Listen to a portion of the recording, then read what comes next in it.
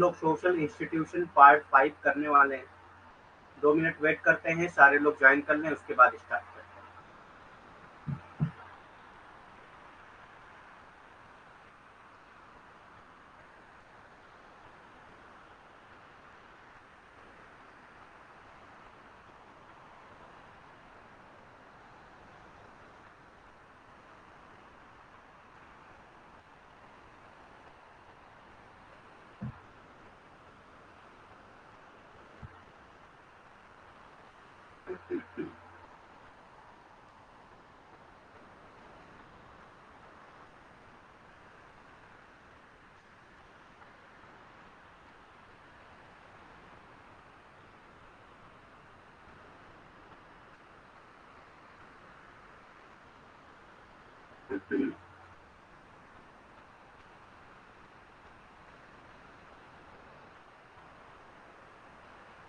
Okay, start करते हैं फिर।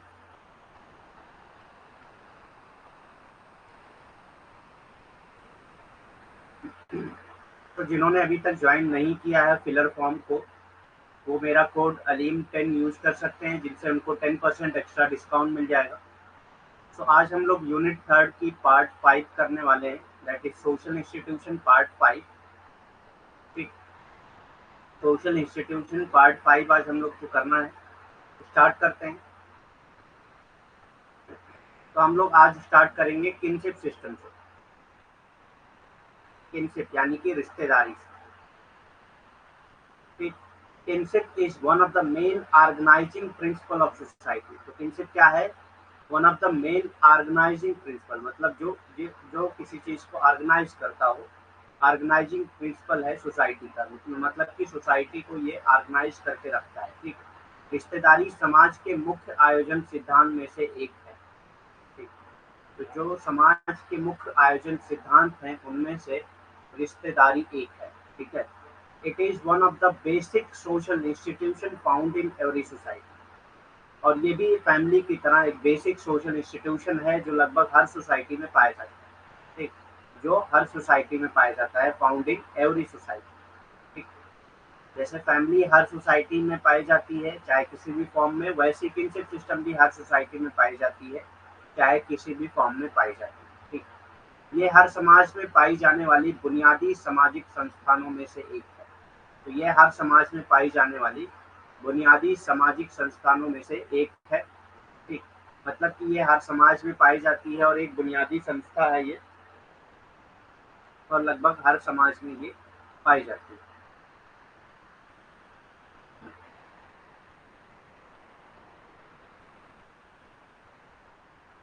This institution establishes relationship between individual and group. ये इंस्टीट्यूशन क्या काम करता है? ये रिलेशनशिप को एस्टेब्लिश करता है इंडिविजुअल की ग्रुप के साथ। ठीक, इंडिविजुअल की रिलेशनशिप ग्रुप के साथ ये एस्टेब्लिश करता है।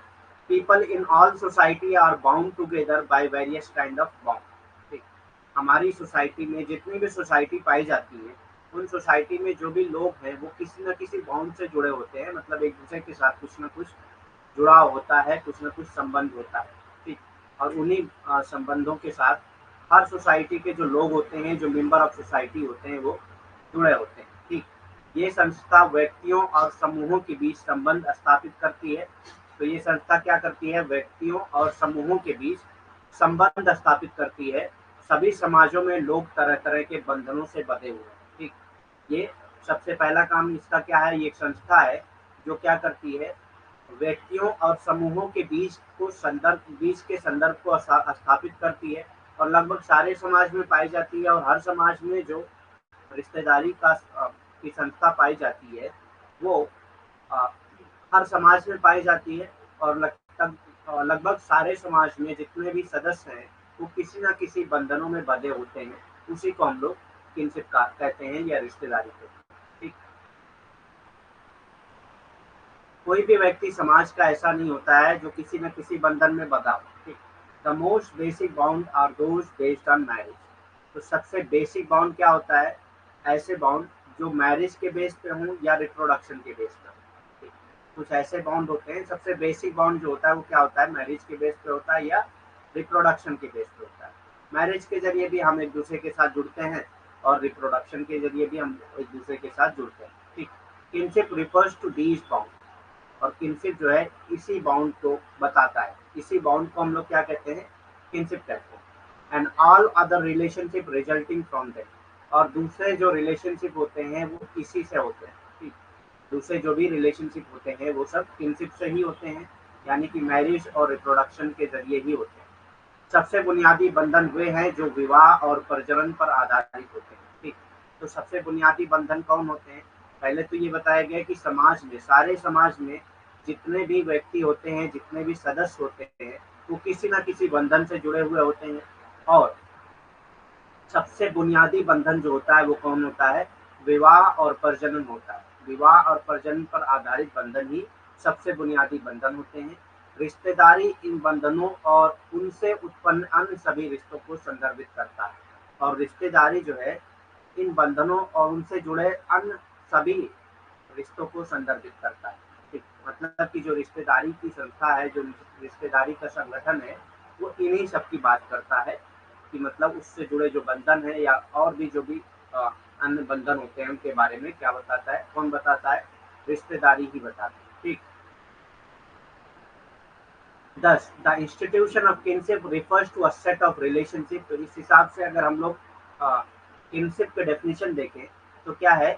A set of relationship and relative form thereof. ठीक, एक सेट ऑफ रिलेशनशिप है और जिससे रिलेटिव्स बनते हैं बेस्ड ऑन ब्लड रिलेशनशिप, जो कि क्या होता है? ब्लड रिलेशनशिप के बेस पे होता है, जिसको कॉन्sanguineal कहा जाता है। ठीक, मैंने कल ही बताया था आपको, कॉन्sanguineal मतलब ही होता है ब्लड। ठीक, या मैरिज, मैरिज यहाँ पे एक वर्ड है अफिनल, अफिनल मतलब होता है मैरिज।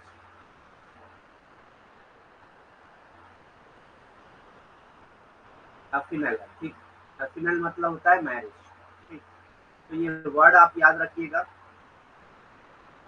तो जो मैरिज के बेस पे किनशिप होती है उनको ऑफिनल किनशिप कहा जाता है, और जो ब्लड के बेस पे होती है उनको उनको कॉन्sanguineal किनशिप कहा जाता है। ठीक, इस प्रकार रिश्तेदारी की स्थापना रक्त संबंधों, यानी कि जो रक्त से रिलेटेड संबंध होते हैं, जो रक्त से बने हुए संबंध होते हैं, जैसे हमारे भाई बहन, ठीक, माँ बाप, ये सब क्या है?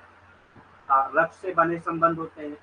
या विवाह, या विवाह से बने संबंध होते हैं। ठीक, के आधार पर संबंधों और उसके द्वारा गठित रिश्तेदारियों को एक समूह को संदर्भित करती है।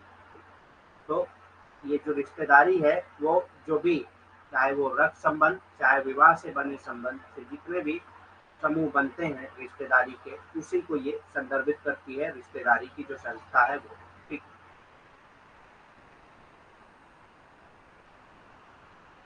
तो अब देख लेते हैं अलग अलग डेफिनेशंस किसने दिया है और कौन कौन सी बात कही है किनशिप सिस्टम के बारे में, किसने डेफिनेशन दिया और क्या कहा है उसने। तो सबसे पहले हम लोग आर टॉमकिंसन के बारे में देखते हैं। आर टॉमकिंसन ने क्या कहा है किनशिप के बारे में? Kinship is a system of social relationship. Kinship क्या है? एक सिस्टम ऑफ सोशल रिलेशनशिप है। Kinship is a system of social relationship that is exercised in biological idiom using terms like mother, son and so on। ठीक है, जो क्या की जाती है, अलग अलग टर्म्स से डिनोट की जाती है। जो हमारी किनशिप सिस्टम होती है उसको अलग अलग टर्म्स में हम डिनोट करते हैं, जैसे कि mother, son and so on, भाई, ब्रदर, सिस्टर, ये सब क्या है? किनशिप सिस्टम है। It is best visualize as a mass network of related ness not two of which are identical that radiate from each individual। ठीक, तो आप इसको जो है दूसरी तरह से अगर इट इज बेस्ट विजुअलाइज मतलब इसको बहुत आसानी से देख सकते हैं, बहुत अच्छे तरीके से अगर देखें तो as a mass of network, as a mass of network. तो किनशिप क्या है? एक मास ऑफ नेटवर्क है। आप टॉमकिंसन के डेफिनेशन याद करते वक्त ये मास ऑफ नेटवर्क का कीवर्ड याद रख सकते हैं आप, relatedness, not two of which are identical that radiate from each individual. ठीक, तो आर टॉमकिंसन क्या कहते हैं किनशिप सिस्टम के बारे में, रिश्तेदारी संगठन के बारे में? रिश्तेदारी सामाजिक संबंधों की एक प्रणाली है। तो ये कहते हैं कि रिश्तेदारी क्या है? सामाजिक संबंधों की एक प्रणाली है जो जैविक मुहावरे में ठीक, जैविक मुहावरे मतलब कि एक नाम दे दिया जाता है, जैसे माँ, बेटा आदि जैसे शब्दों का उपयोग करके व्यक्त की जाती है। ठीक, तो किनशिप को यानी कि रिश्तेदारी को हम लोग अलग अलग शब्दों से व्यक्त करते हैं, जैसे माँ, बेटा, बाप, भाई, बहन। ठीक, ये सब चीजें ये संबंधित नस्ल के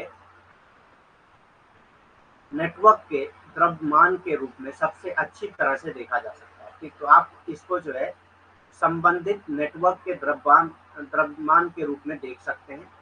ठीक, जिनमें जिनमें से दो जिनमें से दो समान नहीं होते हैं जो प्रत्येक व्यक्ति से निकलते हैं। ठीक, तो ये डेफिनेशन है टॉमकिंसन की, याद रखिएगा आप। तो इसमें आप जो है ज्यादातर जो है आप इससे नेटवर्क के द्रव्यमान का कीवर्ड आप याद रख सकते हैं। Kinship is the basic organization principle in small scale societies. तो ये क्या है, स्मॉल स्केल सोसाइटीज में किनशिप जो है वो बेसिक ऑर्गेनाइजिंग प्रिंसिपल होता है। ठीक, तो टॉमकिंसन कहते हैं कि किनशिप क्या है, बेसिक ऑर्गेनाइजिंग प्रिंसिपल है इन स्मॉल स्केल सोसाइटीज। जो स्मॉल स्केल सोसाइटीज होती हैं उनमें ये ऑर्गेनाइजिंग प्रिंसिपल होता है, like those of the aborigines. Like aborigines क्या है, एक ट्राइब्स है, and provide a model for interpersonal behaviour. और किनशिप सिस्टम जो है एक मॉडल प्रोवाइड करता है इंटरपर्सनल बिहेवियर के लिए। ठीक, किनशिप एक मॉडल प्रोवाइड करता है इंटरपर्सनल बिहेवियर के लिए। ठीक, आदिवासियों की तरह छोटे पैमाने के समाजों में रिश्तेदारी बुनियादी आयोजन सिद्धांत है और पारस्परिक व्यवहार के लिए एक मॉडल प्रदान करता है। जैसे आदिवासी के जैसे जो आदिवासी जो है वो छोटे छोटे सोसाइटीज में रहते हैं, छोटे छोटे समाजों में रहते हैं। तो ऐसे छोटे समाजों में जो रिश्तेदारी है वो बुनियादी आयोजन सिद्धांत होता है और पारस्परिक व्यवहार के लिए एक मॉडल प्रदान करता है, मतलब उसी मॉडल पे आपको व्यवहार करना होता है। ठीक, तो एक तो स्मॉल स्केल सोसाइटी की ऑर्गेनाइजिंग प्रिंसिपल है, दूसरे जो है ये जो आदिवासी होते हैं, जो ट्राइब्स होते हैं, उनकी जो बेसिक सोसाइटीज होती है, बहुत स्मॉल स्केल सोसाइटीज होती हैं, उनकी ऑर्गेनाइजिंग प्रिंसिपल भी होता है और उसके साथ साथ जो है वो इंटरपर्सनल बिहेवियर के लिए मॉडल भी प्रोवाइड करता है। ठीक, लॉरेंट डोसेट किस तरह से डिफाइन करते हैं किनशिप को, kinship encompasses the norms. Kinship के अंदर क्या होता है, नॉर्म्स होते हैं, रोल्स होते हैं, institutions and cognitive process. Institutions होते हैं, cognitive process referring to all the social relationship. एक कॉग्निटिव प्रोसेस है जो सारे सोशल रिलेशनशिप को रिफर करता है, मतलब उसके बारे में बताता है, that people are born into, जिसमें लोग पैदा होते हैं और क्रिएट लेटर इन लाइफ, या बाद में क्रिएट करते हैं। बाद में क्रिएट करना मतलब जैसे मैरिज के थ्रू आप जो है किनशिप को क्रिएट करते हैं। तो एक तो आप किनशिप सिस्टम में पैदा भी होते हैं और दूसरे बाद में उसको क्रिएट भी करते हैं। तो क्रिएट कैसे करते हैं आप, क्रिएट करते हैं मैरिज के through, and that are expressed through but not limited to a biological unit. जो मतलब एक्सप्रेस भी, जिसके जरिए आप एक्सप्रेस कर सकते हैं किनशिप को, लेकिन इसको एक तो बायोलॉजिकल ईडियम तक लिमिट नहीं कर सकते। तो एक तरह से जो है ये क्या है, अ, जो हम इससे पहले डेफिनेशन पढ़े हैं,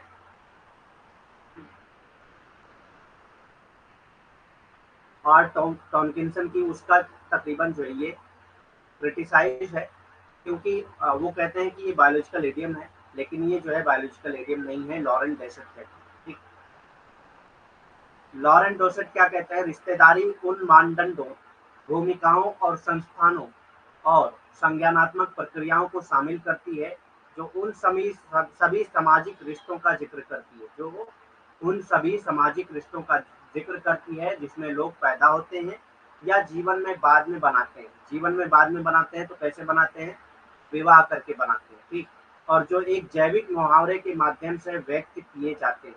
ठीक, जो एक जैविक मुहावरे के जरिए व्यक्त किए जाते हैं, लेकिन सीमित नहीं होते हैं। लेकिन आप जो है जैविक मुहावरे तक उसको जो है सीमित नहीं कर सकते। ठीक, टाइप ऑफ किनशिप, रिश्तेदारी के प्रकार कौन कौन से हैं, तो सबसे पहले आता है कॉन्सेंगुनियल किनशिप, सजातीय रिश्तेदारी। कॉन्सेंगुनियल किनशिप यानी कि सजातीय रिश्तेदारी।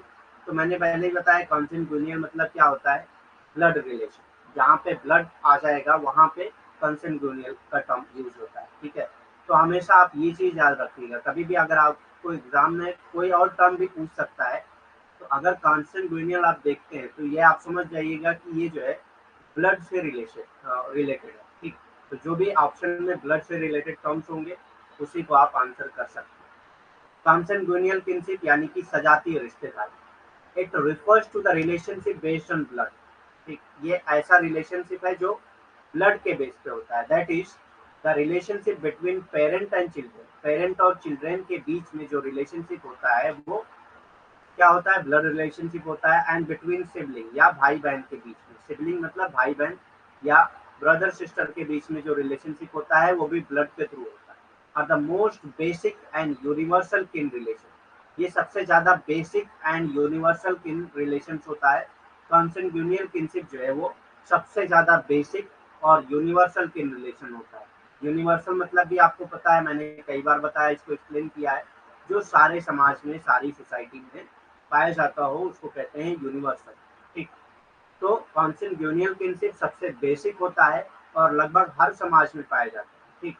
तो ये ब्लड के बेस पे होता है। ब्लड के बेस पे किन के बीच में रिलेशन हो सकता है, पेरेंट और चाइल्ड के बीच में हो सकता है या सिबलिंग के बीच में हो सकता है, जैसे फादर और सन, मदर और सन, मदर और डॉटर, फादर और डॉटर, ठीक, भाई बहन, ठीक। इन सब के बीच में कैसा रिलेशनशिप होता है, ब्लड रिलेशनशिप होता है, जिसको कॉन्सेंगुइनियल किनशिप कह सकते हैं, ठीक। ये रक्त पर आधारित रिश्तों को संदर्भित करता है, तो ये रक्त पर आधारित रिश्तों को संदर्भित करता है, यानी माता पिता अपने बच्चों के बीच का रिश्ता और भाई बहन के बीच का रिश्ता सबसे बुनियादी और सार्वभौमिक रिश्तेदारी का रिश्ता है, ठीक। तो रक्त के आधारित रिश्तों को ही सजातीय रिश्तेदारी कहा जाता है। रक्त पे आधारित रिश्तों को ही सजातीय हाँ, रिश्तेदारी कहा जाता है, ठीक। अब रक्त के आधारित रिश्ते कौन से होते हैं, जैसे माता पिता और उनके बच्चों के बीच में जो रिश्ता होता है वो रक्त पे आधारित होता है, और भाई बहन के बीच में जो रिश्ता होता है वो भी रक्त पे आधारित होता है, यानी कि खूनी रिश्ता होता है, ठीक। और ये सबसे बुनियादी और सार्वभौमिक रिश्तेदारी होती है। रिश्तेदारियों में ये सबसे बुनियादी और सार्वभौमिक होती है। सार्वभौमिक मतलब जो सारे समाज में पाई जाती है, ठीक। सार्वभौमिक मतलब जो सारे समाज में पाई जाती है। तो कॉन्सेंगुइनियल किनशिप यानी कि सजातीय रिश्तेदारी, ये खून के बेस पे होती है, ब्लड के बेस पे होती है, सबसे बेसिक होती है यानी कि सबसे बुनियादी होती है, और सबसे यूनिवर्सल होती है। यूनिवर्सल मतलब सारे समाज में पाई जाती है, सार्वभौमिक होती है, ठीक। और ये ब्लड के बेस पे होती है, जैसे माता पिता के बीच, माता पिता और उनके बच्चों के बीच का रिलेशन, ठीक। और माता पिता के बीच का रिलेशन जो है वो कॉन्सेंगुइनियल नहीं होगा या सजातीय नहीं होगा। माता पिता और उनके बच्चों के बीच का जो रिलेशन होगा वो सजातीय होगा या कॉन्सेंगुइनियल होगा, ठीक। या भाई बहन के बीच का जो रिश्ता होता है वो भी सजातीय होता है या कॉन्सेंगुइनियल होता है, ठीक। समझ में आया क्या होता है। नेक्स्ट आता है अफिनल। अफिनल मतलब इससे पहले मैंने बताया, अफिनल मतलब क्या होता है, अफिनल मतलब होता है मैरिज, मैरिज के बेस पे जो किनशिप होते हैं वो अफिनल किनशिप कहा जाता है, ठीक। अंतिम नहीं होगा, विवाहित,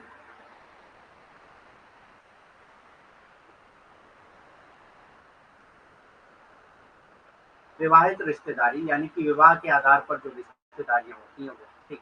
अफिनल किनशिप क्या है, it refers to the relationship form on the basis of marriage, ठीक। जो मैरिज के बेस पे रिलेशनशिप बनते हैं उनको क्या कहा जाता है, अफिनल किनशिप कहा जाता है, ठीक। जो भी मैरिज के मैरिज के बेस पे जो भी रिलेशनशिप बनता है वो अफिनल किनशिप कहलाया जाता है। जैसे हस्बैंड एंड वाइफ का जो रिलेशनशिप होगा, जो किनशिप होगा वो क्या है, अफिनल किनशिप होगा, ठीक।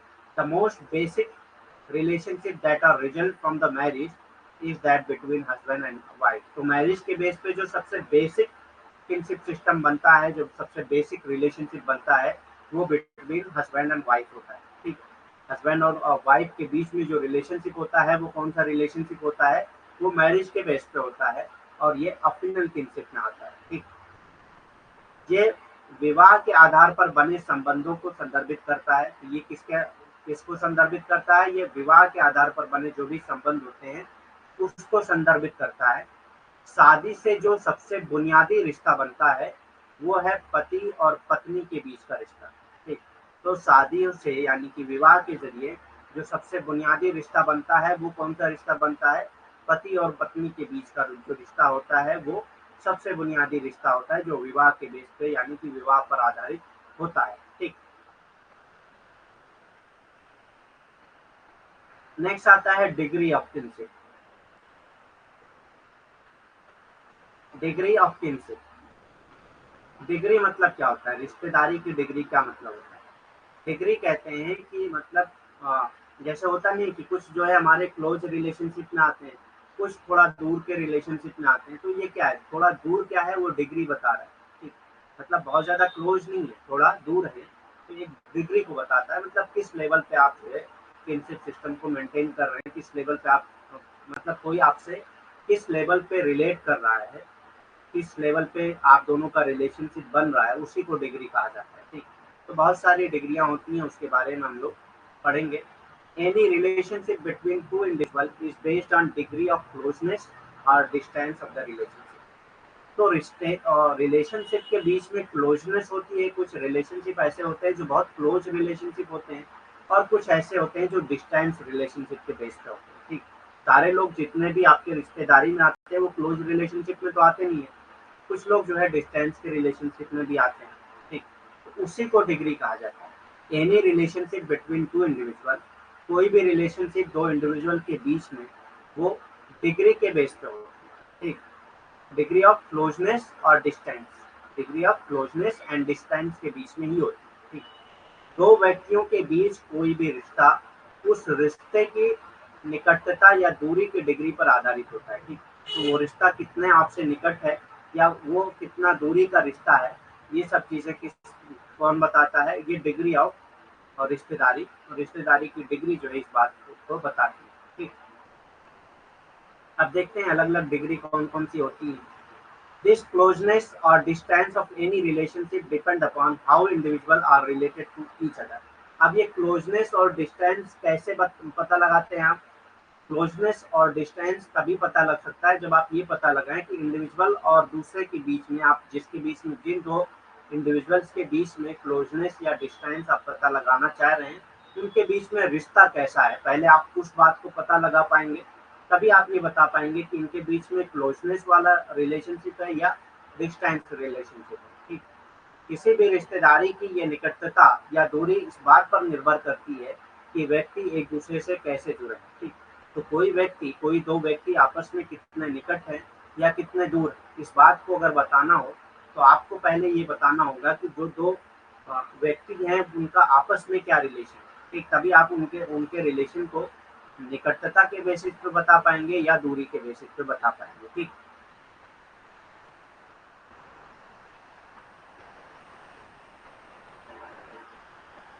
तो सबसे पहले आता है डिग्री में प्राइमरी किनशिप, प्राथमिक रिश्तेदारी। प्राइमरी किनशिप, प्राथमिक रिश्तेदारी।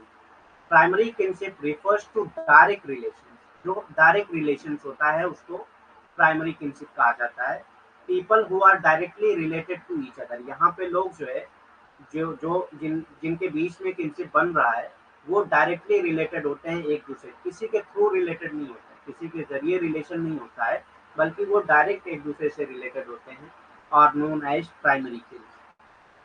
ऐसे किन को प्राइमरी किन कहा जाता है। ठीक, प्राथमिक रिश्तेदारी प्रत्यक्ष संबंधों को संदर्भित करती है, जो लोग सीधे एक दूसरे से संदर्भित होते हैं, इन्हें प्राथमिक परिजन के रूप में जाना जाता है। ठीक, जो डायरेक्ट रिलेशनशिप होता है, जैसे एक सन और फादर का जो रिलेशनशिप होता है वो डायरेक्ट होता है, बीच में तो कोई नहीं होता है ना।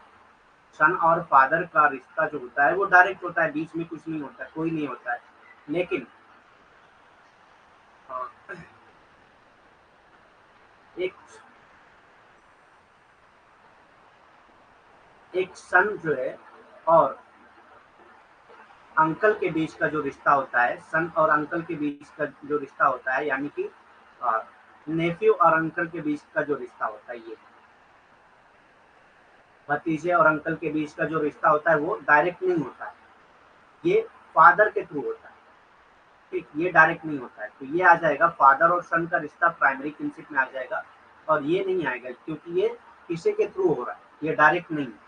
अगर आपके फादर हैं तभी आपके अंकल हो सकते हैं, फादर नहीं है तो अंकल नहीं हो सकते। यानी कि फादर जो है वो बेसिस है अंकल के रिश्तेदारी का, ठीक। इसीलिए सन और फादर का रिश्ता जो है वो डायरेक्ट हो रहा है, लेकिन नेफ्यू और अंकल का रिश्ता वो डायरेक्ट नहीं हो रहा है, उसमें बीच में फादर का होना जरूरी है, ठीक। प्राथमिक रिश्तेदारी इसी को कहते हैं जो सीधे तौर पे एक दूसरे से संबंधित होते हैं, ठीक। जैसे पुत्र और पिता का जो रिश्ता होता है वो, ठीक है, पुत्र और पिता का जो रिश्ता होता है वो, या भतीजे और अंकल का जो रिश्ता होगा वो डायरेक्ट नहीं होता, इसलिए उसको प्राथमिक रिश्तेदारी में नहीं आप जोड़ सकते। क्योंकि जो भतीजे और चाचा का रिश्ता होता है वो हमेशा जो है फादर यानी कि पिता से होकर ही जाता है, ठीक। अगर पिता नहीं है तो भतीजा और चाचा हो नहीं सकते, ठीक।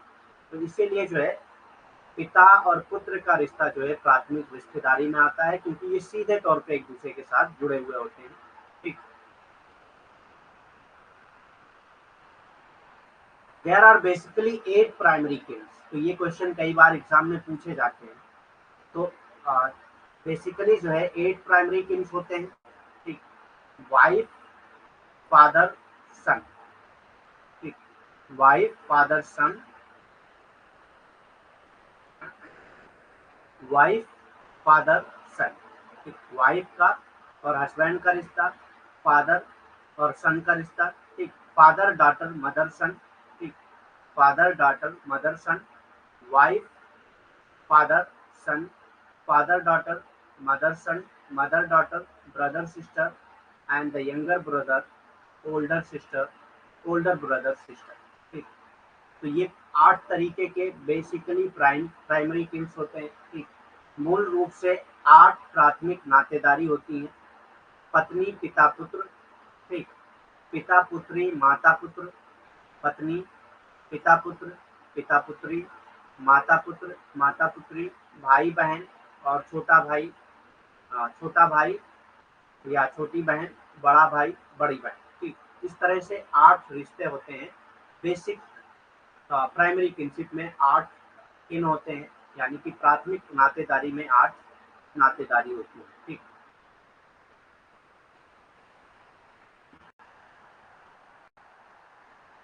Primary kinship is of two kind. Primary kinship भी 2 तरह की होती है, ठीक। अब ये प्राइमरी किनशिप में भी 2 टाइप्स होते हैं। प्राथमिक नातेदारी भी 2 प्रकार की होती है। पहली कौन सी है? Primary consanguineal kinship.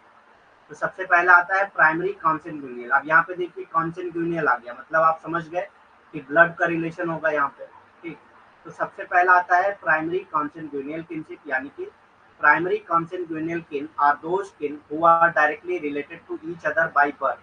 जो बर्थ से रिलेटेड है, जो ब्लड से रिलेशन, जैसे भाई बहन, फादर सन, मदर सन, ठीक। फादर से फादर डॉटर, मदर डॉटर, ठीक। तो ये जो है क्या है, प्राइमरी किनशिप में आते हैं, जो ब्लड से रिलेटेड होते हैं या बर्थ से रिलेटेड होते हैं, ठीक। प्राथमिक रक्त संबंधी रिश्तेदारी कौन सी होती है? तो रक्त संबंधी यहाँ पे दिया हुआ है, यानी कि रक्त से जुड़े हुए होते हैं जो, ठीक। प्राथमिक सगोत्री नातेदारी वो नातेदारी है जो जन्म से सीधे एक दूसरे से संबंधित होते हैं, जो जन्म से सीधे एक दूसरे से संबंधित होते हैं। तो जो जन्म से होंगे वो रक्त से भी होंगे, ठीक। जैसे पुत्र पिता या माता पुत्र या भाई बहन, ठीक। तो ये सब जो रिश्तेदारी होती है ये प्राइमरी किनशिप होती है, लेकिन उसके साथ साथ जो है ये कॉन्सेंगुइनियल किनशिप होती है, यानी कि रक्त संबंधी रिश्तेदारी होती है। The relationship between parents and children, ठीक। तो यहाँ पे दिया हुआ है पेरेंट और चिल्ड्रेन के बीच में जो रिश्ता होता है वो ब्लड के बेस पे होता है, बर्थ के बेस पे होता है। एंड बिटवीन सिबलिंग, यानी कि भाई बहन के बीच में जो रिश्ता होता है वो बर्थ के बेस पे होता है, ब्लड के बेस पे होता है। फॉर्म्स प्राइमरी किनशिप, तो ये प्राइमरी किनशिप बनाते हैं। These are only primary consanguineal kin। तो ये सिर्फ यही प्राइमरी कंsanguineal kin पाए जाते हैं, ठीक है। Found in societies all over the world. पूरे वर्ल्ड में सिर्फ 2 तरह के ही कंsanguineal प्राइमरी किनशिप पाए जाते हैं। कौन? पेरेंट और चिल्ड्रेन या सिबलिंग, ठीक। पेरेंट और चिल्ड्रेन या सिबलिंग, माता पिता और बच्चों के बीच और भाई बहनों के बीच के रिश्ते प्राथमिक रिश्तेदारी मानी जाती है। ठीक, तो माता पिता और बच्चों के बीच के जो रिश्ते हैं या भाई बहन के बीच के जो रिश्ते हैं वो प्राथमिक रिश्तेदारी माने जाते हैं, और ये दुनिया भर के समाजों में पाए जाने वाले एकमात्र प्राथमिक रक्त संबंधी है। ठीक, तो ये प्राथमिक रक्त संबंधी सिर्फ यही होते हैं, सिर्फ माता पिता और उनके बच्चों का रिश्ता और भाई बहन का रिश्ता ही पूरी दुनिया में एकमात्र ऐसा रिश्ता है जो रक्त संबंधी प्राथमिक रिश्ता होता है। ठीक,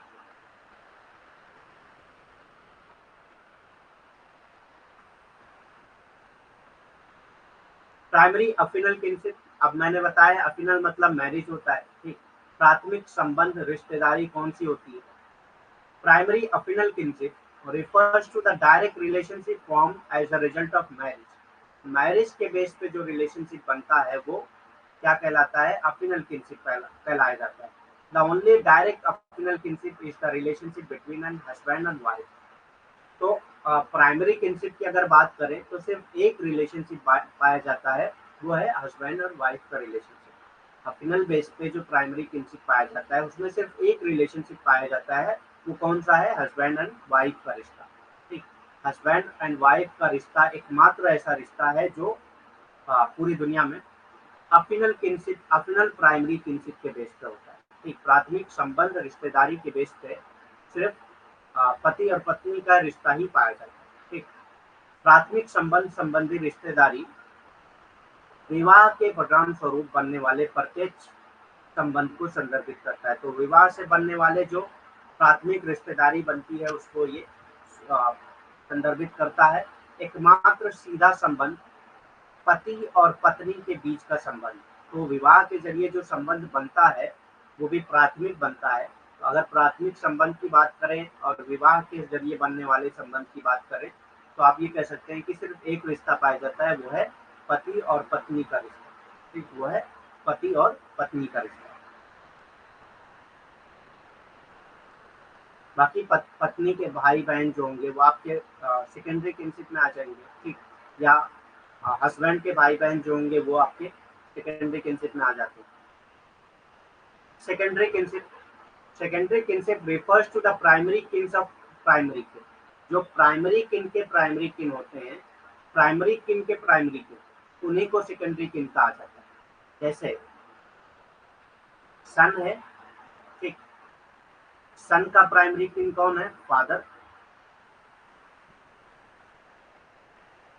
फादर का प्राइमरी किन है कौन है? उसका सिबलिंग, मतलब फादर के या तो सिस्टर होंगे या ब्रदर होंगे या मदर होंगे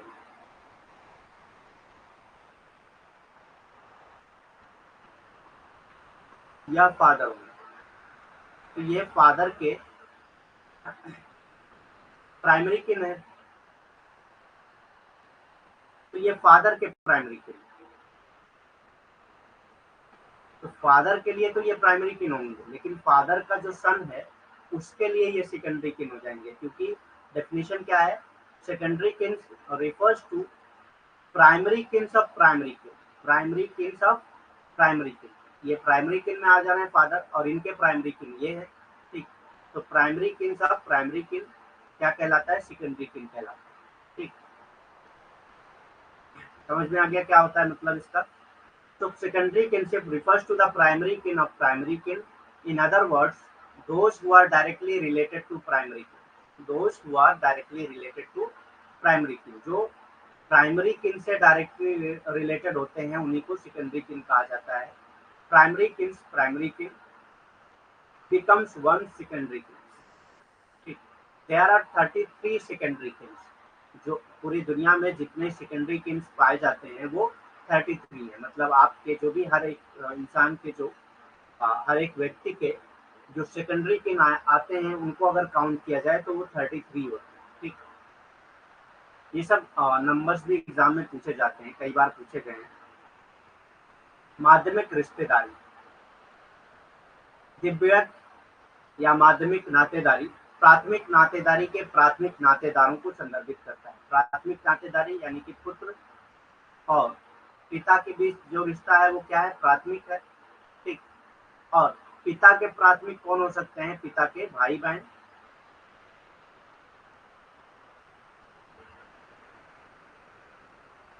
माता पिता। तो ये इनके प्राथमिक हो गए और पुत्र के प्राथमिक ये हैं।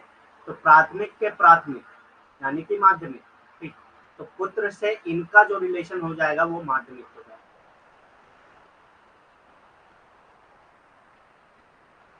ठीक, या द्वितीयक हो जाएगा, ठीक।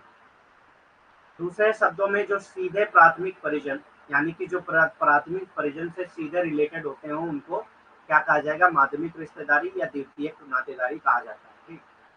और ये टोटल कितने होते हैं, वे एक के द्वितीयक परिजन बन जाते हैं। मतलब किसी भी व्यक्ति के जो द्वितीयक परिजन होते हैं वो 33 होते हैं, ठीक।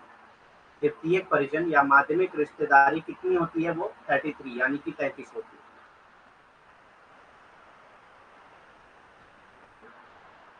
Secondary kin is also of two type. Secondary kin भी दो तरह की होती है, ठीक। जैसे प्राइमरी किन दो तरह की होती थी वैसे सेकेंडरी किन भी दो प्रकार की होती है। द्वितीयक नातेदारी भी दो प्रकार की होती है। पहले आ जाता है सेकेंडरी कॉन्sanguineal किन। सेकेंडरी कॉन्sanguineal, अब यहाँ पे देखिए कॉन्sanguineal है मतलब कि ब्लड के बेस पर, ठीक।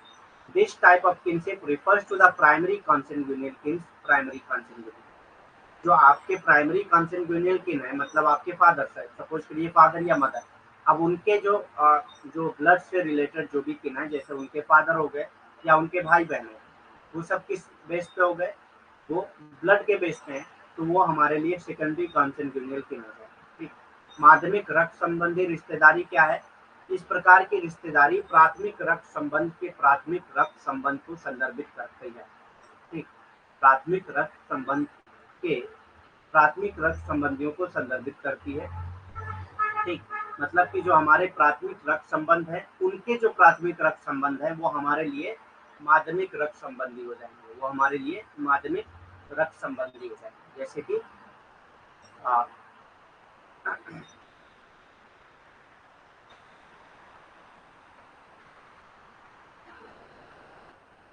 जैसे grandchildren and grandfather, ठीक। Grandchildren and grandfather,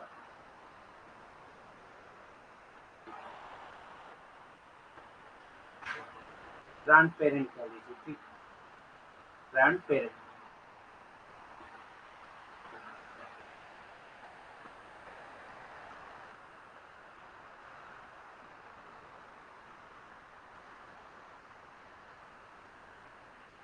ठीक। Grandchildren and grandparent, जिनका जो रिलेशन होता है वो ब्लड रिलेशन होता है और सेकेंडरी कॉन्sanguineal किनशिप कहलाते हैं इसको, माध्यमिक रक्त संबंधी रिश्तेदारी। The most basic type of secondary consanguineal kinship is the relationship between grandparents and grandchildren. तो ग्रांड पेरेंट और ग्रांड चिल्ड्रन के बीच में जो रिश्तेदारी होती है वो सेकेंडरी कॉन्sanguineal किनशिप के बेस पे होती है और ये सबसे बेसिक होती है सेकेंडरी कॉन्sanguineal किनशिप की, ठीक। द्वितीयक रक्त संबंधी संबंध का सबसे बुनियादी प्रकार, तो द्वितीयक रक्त संबंध का जो सबसे बुनियादी प्रकार होता है वो दादा दादी और पोते पोतियों के बीच का संबंध होता है। दादा दादी और पोते पोतियों के बीच का जो संबंध होता है वो द्वितीयक रक्त संबंधी संबंध होता है, ठीक। द्वितीयक रक्त संबंधी संबंध होता है।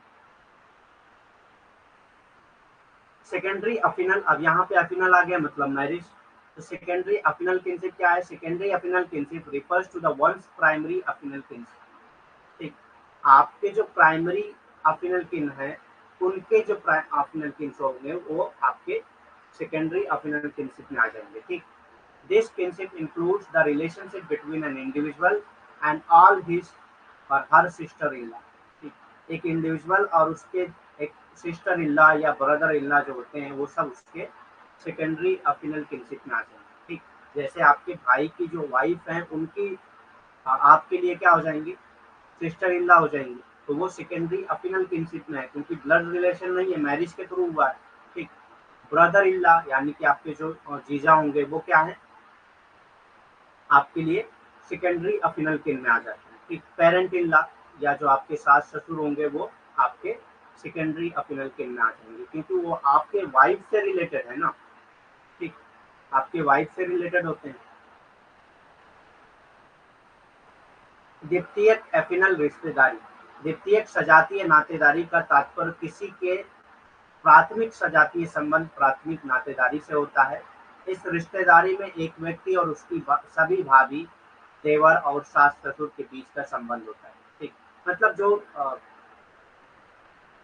जो मतलब मैरिज के थ्रू यानी कि विवाह के थ्रू जो भी रिश्तेदारियां होती हैं जो आपके लिए प्राथमिक नहीं है, द्वितीयक है, वो मैरिज के थ्रू है, तो उसको द्वितीयक एफिनल रिश्तेदारी कहा जाता है। ठीक, एफिनल मतलब ही मैरिज होता है।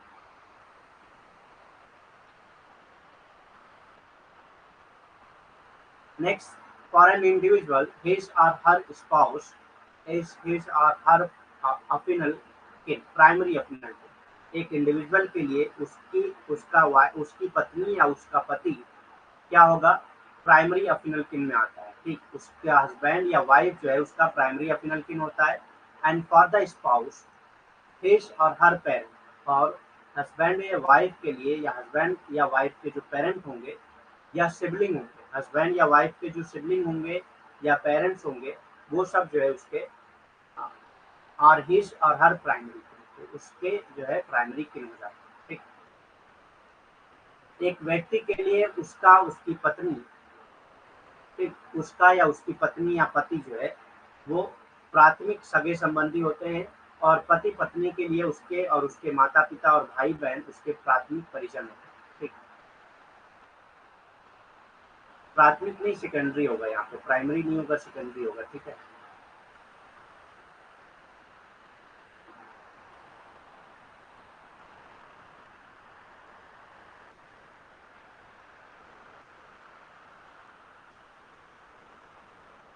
माध्यमिक।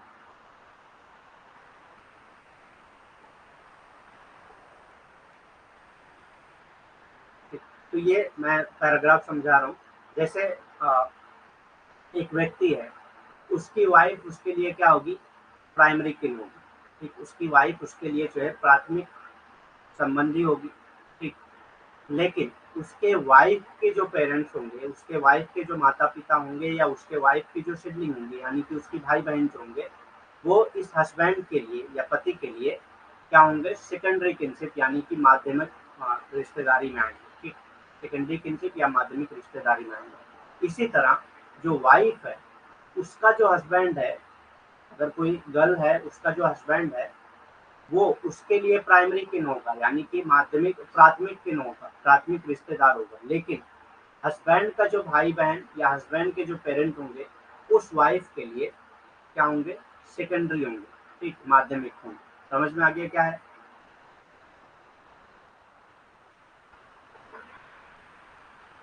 नेक्स्ट कॉन्सेप्ट आता है टर्चरी किन से, तृतीयक रिश्तेदारी।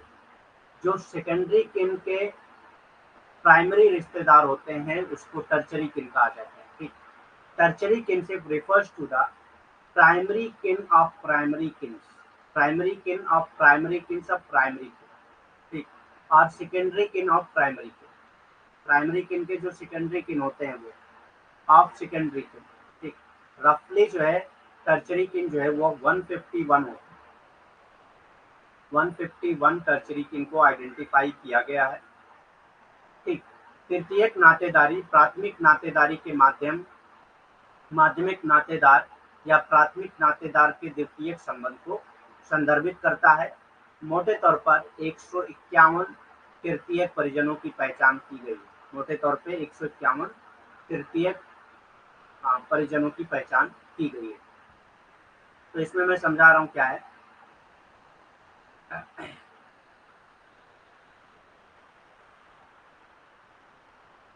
जैसे एक सन है, एक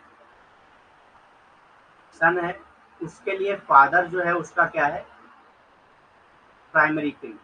ठीक, फादर का प्राइमरी किन क्या है, फादर का फादर जो है वो प्राइमरी किन होगा यानी कि ग्रैंडफादर।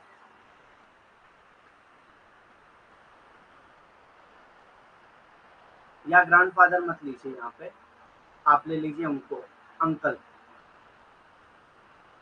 ठीक, अब सन और फादर का रिश्ता प्राइमरी था, और फादर और आपके अंकल का, फादर और अंकल का रिश्ता जो है वो क्या है, प्राइमरी है।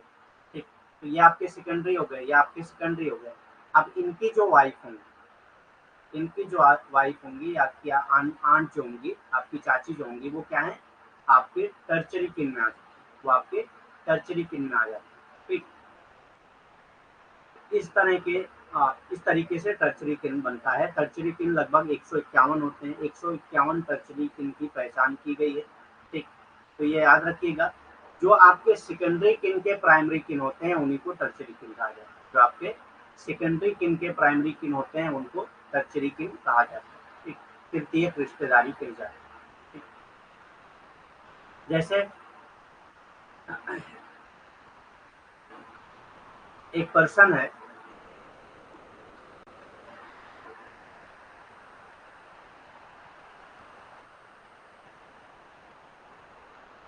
हस्बैंड के लिए वाइफ जो है वो क्या है, प्राइमरी है। और वाइफ का प्राइमरी, वाइफ का जो ब्रदर होगा, तो आपके लिए क्या है, वो ब्रदर इल्ला हो जाएगा। हस्बैंड के लिए क्या है, वो ब्रदर इल्ला हो जाएगा, ब्रदर इन लॉ। ठीक, अब ब्रदर इन लॉ की जो वाइफ होंगी वो आपके लिए क्या हो जाएंगी, टर्चरी हो जाएंगी, वो आपके लिए टर्चरी हो जाएंगी। ठीक,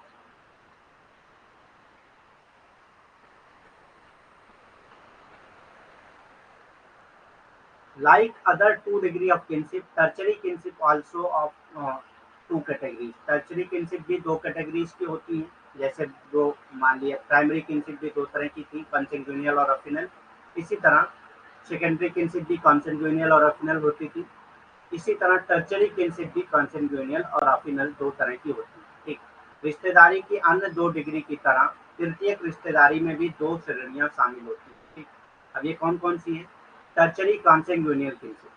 Tertiary consanguineal kinship refers to an individual primary consanguineal kin's parents, their primary kin, parents, parents' parent, and their primary kin's parents, parents, parents। ठीक, तो जो आपके पेरेंट्स के पेरेंट्स होंगे वो आपके लिए टर्चरी कॉन्सेंगुइनियल किनशिप, क्योंकि रिलेशन यहाँ पे क्या है, रिलेशन क्या है, ब्लड रिलेशन। ठीक,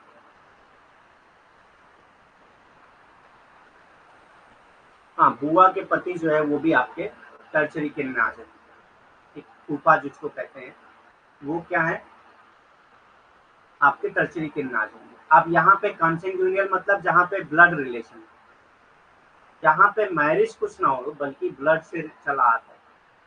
तो आपके लिए, सन के लिए जो है फादर क्या है, प्राइमरी। फादर के फादर आपके लिए क्या हो गए, सेकेंडरी हो गए, यहाँ पे सेकेंडरी हो गए। अब इनके जो फादर होंगे वो आपके लिए टर्चरी होंगे। और चूंकि ये ब्लड रिलेशन है, ब्लड रिलेशन से होता हुआ आ रहा है, इसीलिए इसको कॉन्सेंगुइनियल किनशिप कहा जाता है। ठीक, तृतीयक रक्त संबंधी रिश्तेदारी क्या होती है। तृतीयक रक्त संबंधी रिश्तेदारी एक व्यक्ति के प्राथमिक रिश्तेदार माता पिता, उनके प्राथमिक रिश्तेदार के माता पिता, या उनके माता पिता और उनके प्राथमिक रिश्तेदार माता पिता के माता पिता के माता पिता को संदर्भित करता है। ठीक, आपके माता पिता, उनके माता पिता, फिर उनके माता पिता, सारे ब्लड से रिलेटेड हैं। तो जो टर्चरी होंगे लेकिन ब्लड से रिलेटेड होंगे उनको ही रक्त संबंधी, तृतीयक रक्त संबंधी रिश्तेदारी कहा जाता है। ठीक, thus relationship is between grandchildren and great grandparents। Grand children and great grand parent, यानी कि आपके ग्रांड पेरेंट के जो फादर हैं वो आपके कौन है, टर्चरी कॉन्सेंगुइनियल के। ठीक, एंड ग्रेट ग्रांड आंट या ग्रेट ग्रांड आंट या अंकल जो है वो आपके क्या हो जाएंगे, टर्चरी किन में आ जाएंगे, लेकिन वो कॉन्सेंगुइनियल टर्चरी किन होंगे। And consequently the relationship between great grand uncles and aunts and great grand nieces and nephews. ठीक, तो ये सारे जो है इसमें आ जाएंगे, टर्चरी कॉन्सेंगुइनियल किन्स में आ जाएंगे, क्योंकि सारे ब्लड रिलेशनशिप में आते हैं। ठीक, इस प्रकार संबंध महान पोते और परदादा और महान दादा दादी और चाचा के बीच है। ठीक, और परिणाम स्वरूप परदादा और चाची और महान भतीजियां और भतीजों के बीच संबंध होता है। ठीक, मतलब कि तीसरी पीढ़ी में आप चले जाइए, उसमें दूसरी के बाद तीसरी पीढ़ी में चले जाइए, वो टर्चरी किन में आते हैं और उसमें ब्लड रिलेशन हो, कोई मैरिज का सिस्टम उसमें ना हो। मैरिज के जरिए जो टर्चरी होंगे वो कौन से होते हैं, आपके वाइफ की वाइफ, आपकी वाइफ जो है आपकी मैरिज से रिलेटेड है, ठीक, वाइफ जो है मैरिज से रिलेटेड होती है। वाइफ का जो ब्रदर होगा वो भी आपकी मैरिज से जुड़ा हुआ होता है, ठीक।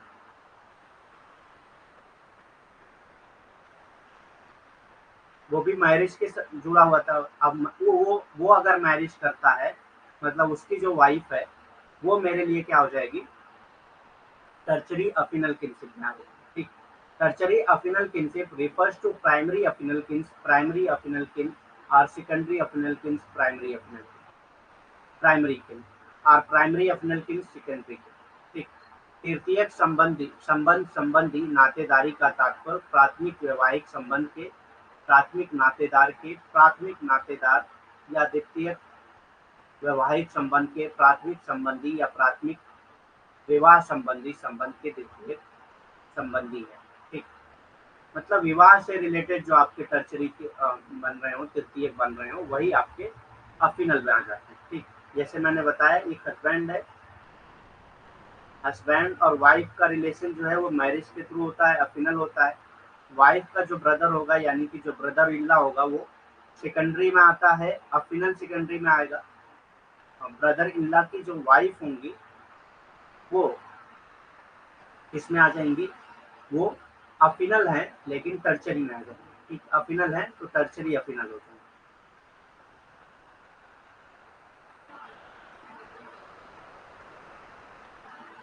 ठीक। समझ में आए।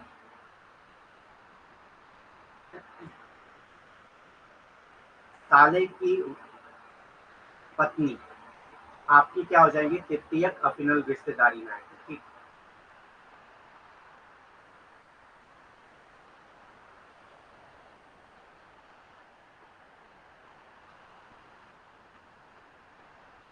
तो टर्चरी किन कितने होते हैं, 151 होते हैं। सेकेंडरी किन कितने होते हैं, 33। और प्राइमरी किन कितने होते हैं, 8 होते हैं। ये सारे टर्म्स आपको याद होने चाहिए, ठीक। These relationships are many and some example will suffice at this stage of the tertiary affinal kin can be spouse, grandparent। spouse के जो grandparent हैं यानी कि आपके वाइफ के जो दादा दादी हैं वो भी आपके टर्चरी अफिनल किन में आ जाते हैं। और ग्रैंड अंकल एंड आंट्स, और they can be brother sister in law, spouse और चिल्ड्रन, ठीक। ये रिश्ते कई हैं और कुछ उदाहरण तृतीयक विवाह के इस स्तर पर पर्याप्त होते हैं। परिजन पति पत्नी के दादा दादी या दादा दादी और चाची हो सकते हैं, या वे भाई या भाभी के पति पत्नी या उनके बच्चे हो सकते हैं, ठीक। तो वो सब क्या है, अफिनल किनशिप में आ जाए। नेक्स्ट कॉन्सेप्ट आता है डिसेंट। तो यहाँ तक किनशिप सिस्टम पूरा खत्म हो चुका है। किनशिप से रिलेटेड कोई क्वेश्चन है तो पूछ सकते हैं, कुछ टर्म्स अगर ना समझ में आया हो तो। किनशिप से रिलेटेड कोई टर्म अगर ना समझ में आया हो तो पूछ सकते हैं।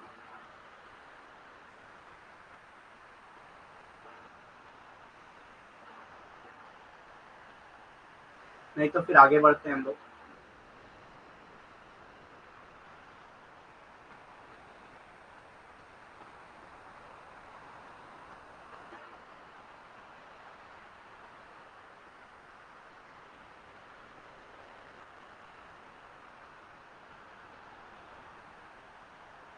ठीक है, अच्छी बात है, सब समझ में आ रहा है तो।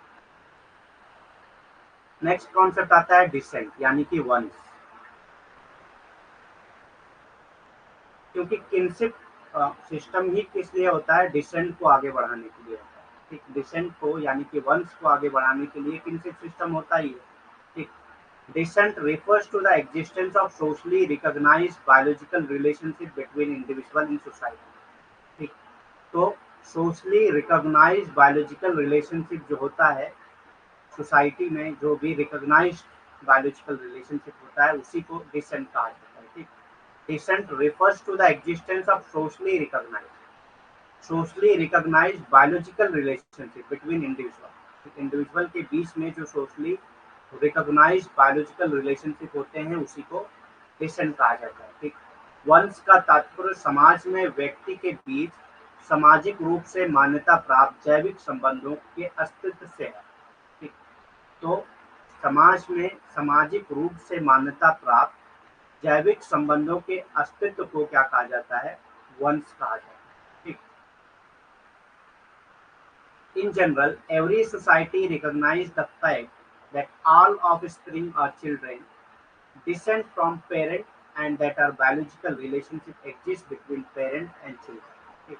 तो सारी सोसाइटी इस बात को एक्सेप्ट करती है कि जो फादर के चिल्ड्रन हैं वो फादर की ही ऑफस्प्रिंग है और उसी के बायोलॉजिकल चिल्ड्रन हैं। इस बात को सारी सोसाइटी एक्सेप्ट करती है और ये भी एक्सेप्ट करती है कि फादर और सन के बीच में जो है बायोलॉजिकल रिलेशनशिप एग्जिस्ट करता है, ठीक, जिसको डिसेंट कहा जाता है। ठीक। समान तौर पर प्रत्येक समाज इस तथ्य को स्वीकार करता है, तो हर समाज इस तथ्य को स्वीकार करता है कि सभी संतानें या बच्चे माता पिता से उतरते हैं। ठीक। मतलब कि सभी संतान या बच्चे जो है वो माता पिता से ही होते हैं। ठीक। और माता पिता और बच्चों के बीच एक जैविक संबंध मौजूद होता है।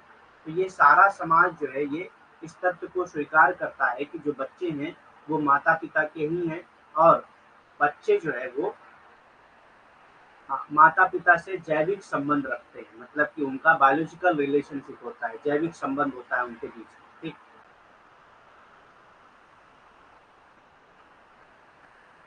It refers to a person's offspring. Descent मतलब क्या है? एक पर्सन की जो ऑफस्प्रिंग है।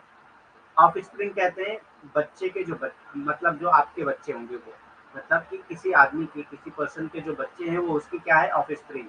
ठीक। It refers to a person's offspring और हिज पेरेंट्स या उसके पेरेंट्स, आपके बच्चे या पेरेंट्स। ठीक। किसी व्यक्ति किसी पर्सन के बच्चे या उसके पेरेंट्स जो है वो डिसेंड में आ जाते हैं। Thus, descent is also used to trace one's ancestry.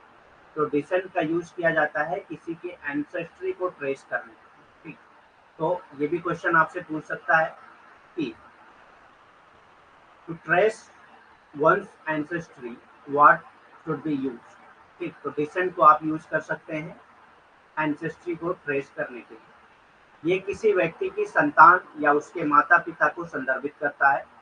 तो किसी व्यक्ति की संतान या उससे माता पिता से संदर्भित होता है वंश। इस प्रकार वंश का उपयोग किसी के वंश का पता लगाने के लिए भी किया जा सकता है। किसी का वंश कहाँ से शुरू हुआ है ये पता लगाने के लिए वंश का उपयोग किया जा सकता है। ठीक। नेक्स्ट कॉन्सेप्ट आता है लीनिएज यानी कि वंशावली। लीनिएज यानी कि वंशावली। Lineage refers to the line through which is traced. ठीक। क्योंकि आप लीनिएज क्या है? आप काउंट करते करते जाते हैं, जैसे आपके फादर के फादर के फादर के फादर के फादर के फादर क्या है, ये सब आपके लीनिएज में आ जाते हैं। ठीक। जहाँ से आप अपना लीनिएज, आपका अपना मतलब वंश जहाँ से ट्रेस करते हैं, जहाँ से अपना डिसेंट ट्रेस करते हैं वो आपका लीनिएज। ठीक। Lineage refers to the line through which is traced. This is done through the father's line. तो ये ज्यादातर फादर की लाइन से किया जाता है। वैसे मदर लाइन भी किया जा सकता है। Father line, mother line or some time through both side, या कभी कभी दोनों साइड से किया जाता है। अब यहाँ पे अगर आप बताइए कि अगर लीनिएज जो है फादर के लाइन से हो तो उसको क्या कहेंगे, या लीनिएज मदर के लाइन से हो तो उसको क्या कहेंगे? ये आंसर करिए, कल हम लोग पढ़ चुके हैं इसको। ठीक। वंशावली, वंशावली उस रेखा को संदर्भित करती है जिसके माध्यम से वंश का पता लगाया जाता है। ये पिता की रेखा या माता की रेखा के माध्यम से होता है। तो बताइए, अगर पिता के रेखा से हो तो क्या कहेंगे, या माता की रेखा से हो तब क्या कहेंगे? या कभी कभी दोनों पक्षों से होता है, कभी कभी माता की तरफ से भी जोड़ा जाता है वंश को और फादर की तरफ से भी जोड़ा जाता है, पिता की तरफ से भी जोड़ा जाता है। ठीक। तो बताइए क्या कहेंगे? कल हम लोगों ने पढ़ा है लीनिएज के बेसिस पे हम लोगों ने फैमिली को डिवाइड किया था। अब बताइए कैसा क्या होगा? हिंट दे दिया मैंने, आपको बताना है इसमें। अगर लीनिएज आप ट्रेस करते हैं फादर की तरफ से तो उसको क्या कहेंगे, और लीनिएज अगर ट्रेस करते हैं मदर की तरफ से तो उसको क्या कहेंगे? अगर अपनी वंशावली आप पिता की तरफ से करते हैं तो उसको क्या कहेंगे, या माता की तरफ से करते हैं तो क्या कहेंगे?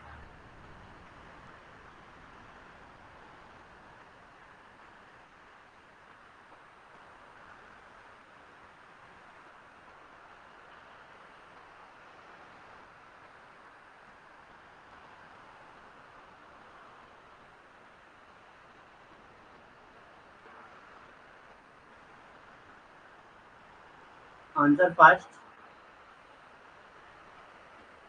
देखिए पिता की तरफ से है तो मैंने क्या बोला था, पिता यानी कि फादर को का जो टर्म यूज होता है वो पैट्री होता है। ठीक, तो क्या हो जाएगा, पैट्री लीनियर, पैट्री लीनियर। ठीक, माता की तरफ से है तो मैंने माता के लिए बताया था मैट्री, तो मैट्री लीनियर। पिता की तरफ से तो पितृसत्तात्मक और माता की तरफ से तो मातृसत्तात्मक हो जाएगा। ठीक, both descent and lineage, descent go together, तो लीनियज और डिसेंट जो है एक साथ जाते हैं। As one can not trace descent without lineage. ठीक, तो बगैर लीनियज के कोई डिसेंट ट्रेस नहीं कर सकता। वंश और वंशावली दोनों एक साथ चलते हैं क्योंकि वंश के बिना वंश का पता नहीं लगाया जा सकता। ठीक, वंश के वंशावली के बिना वंश का पता नहीं लगाया जा सकता, ये होगा। ठीक है, वंशावली के बिना वंश का पता नहीं लगाया जा सकता।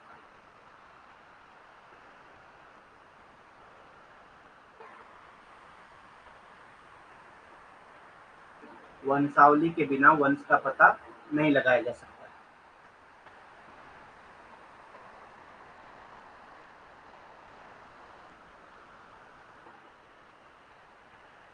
नेक्स्ट कॉन्सेप्ट आता है रिलीजन, धर्म।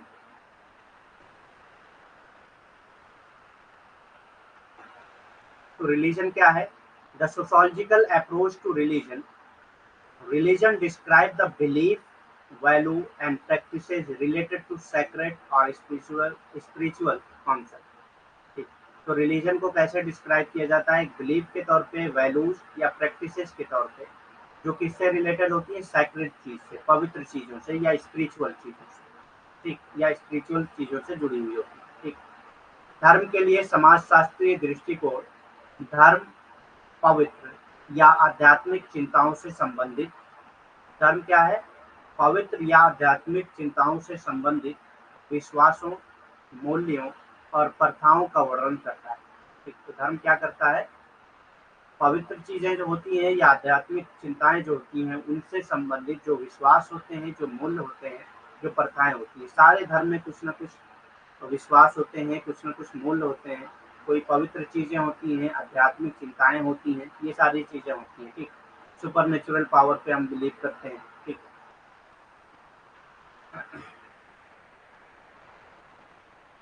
Social theorist Emile Durkheim defined religion as, हम लोग पढ़ चुके हैं लेकिन इसको रिपीट करते हैं। ठीक, तो एमाइल डर्कीम ने रिलीजन को कैसे डिफाइन किया है? As unified system of belief, unified system of belief and practices. तो ये unified system of belief and practices है रिलेटेड टू सैक्रेड थिंग। तो ये किससे रिलेटेड होती है? सैक्रेड थिंग से रिलेटेड होती है। ठीक, सामाजिक सिद्धांतकार इमाइल डर्कीम ने धर्म को पवित्र चीजों के सापेक्ष, धर्म को कैसे डिफाइन किया है? पवित्र चीजों के सापेक्ष विश्वासों और प्रथाओं की एकीकृत प्रणाली के रूप में परिभाषित किया है। ठीक, तो ये एग्जाम में कई बार पूछा गया है कि किसने रिलीजन को डिफाइन किया है as unified system of belief and practices related to sacred. ठीक, किसने जो है धर्म को पवित्र चीजों के सापेक्ष विश्वासों और प्रथाओं की एकीकृत प्रणाली बताया है? तो इसका आंसर हो जाएगा इमाइल डर्कीम। ठीक, अकॉर्डिंग टू मैकाइवर, मैकाइवर ने कैसे धर्म को डिफाइन किया है, यानी कि रिलीजन को कैसे डिफाइन किया है? Religion as we understand the term implies a relationship not merely between man and man. तो ये धर्म क्या है, रिलीजन क्या है?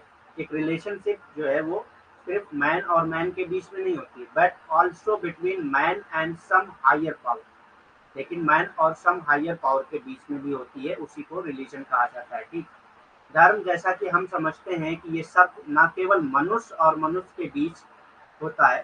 ठीक, ना सब ये सब जो है मनुष्य और मनुष्य के बीच संबंध को ही नहीं दर्शाता है, बल्कि मनुष्य और किसी उच्च शक्ति के बीच संबंध को भी दर्शाता है। ठीक, मनुष्य और किसी उच्च शक्ति के बीच संबंध को भी दर्शाता है। कोई उच्च शक्ति होती है जिसको हम मानते हैं, ठीक, उनके संबंध को भी ये दर्शाता है।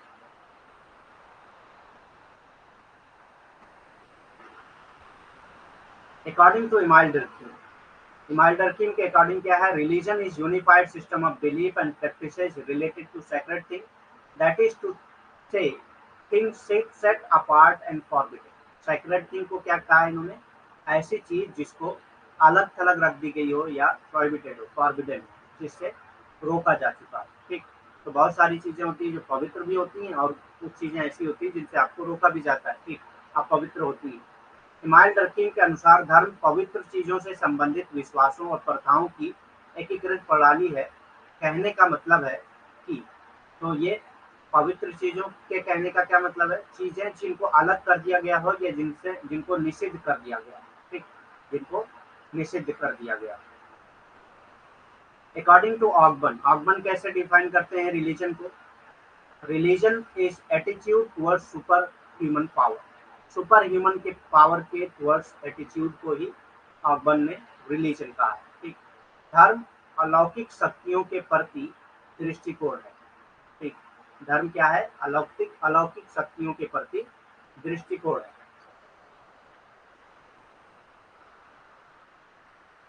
According to J M Frazer, J M Frazer के अनुसार धर्म क्या है, religion is a belief in power superior to man.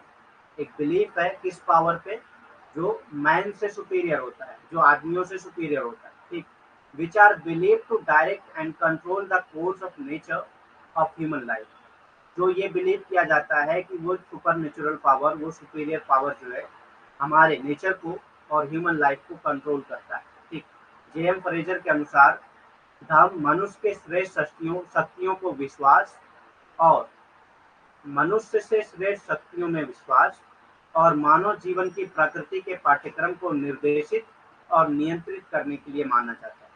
तो ये ऐसी शक्तियां होती हैं जो मानव जीवन की प्रकृति के पाठ्यक्रम को निर्देशित भी करती हैं और नियंत्रित भी करती हैं।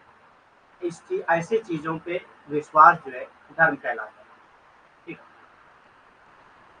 अकॉर्डिंग टू एडब्ल्यू ग्रीन, एडब्ल्यू ग्रीन ने कैसे डिफाइन किया है रिलीजन को, religion is a system of belief and symbolic practices and object. तो ये symbolic practices object govern by faith, तो ये फेथ के जरिए गवर्न किए जाते हैं। फेथ क्या है, एक तरह का बिलीफ है, रादर देन बाय नॉलेज। तो यहाँ पे नॉलेज नहीं होती है बल्कि फेथ के बेसिस पे होता है। मतलब हम क्यों कर रहे हैं ये किसी को नहीं पता होता है, बल्कि हमारा एक बिलीफ होता है इसलिए हम करते हैं। ठीक, which relates man to an unseen supernatural beyond the known and beyond uncontrolled। ठीक, जो किस पे बिलीफ होता है, एक ऐसे सुपर नेचुरल पावर पे बिलीफ होता है जिसको हमने कभी देखा ही नहीं।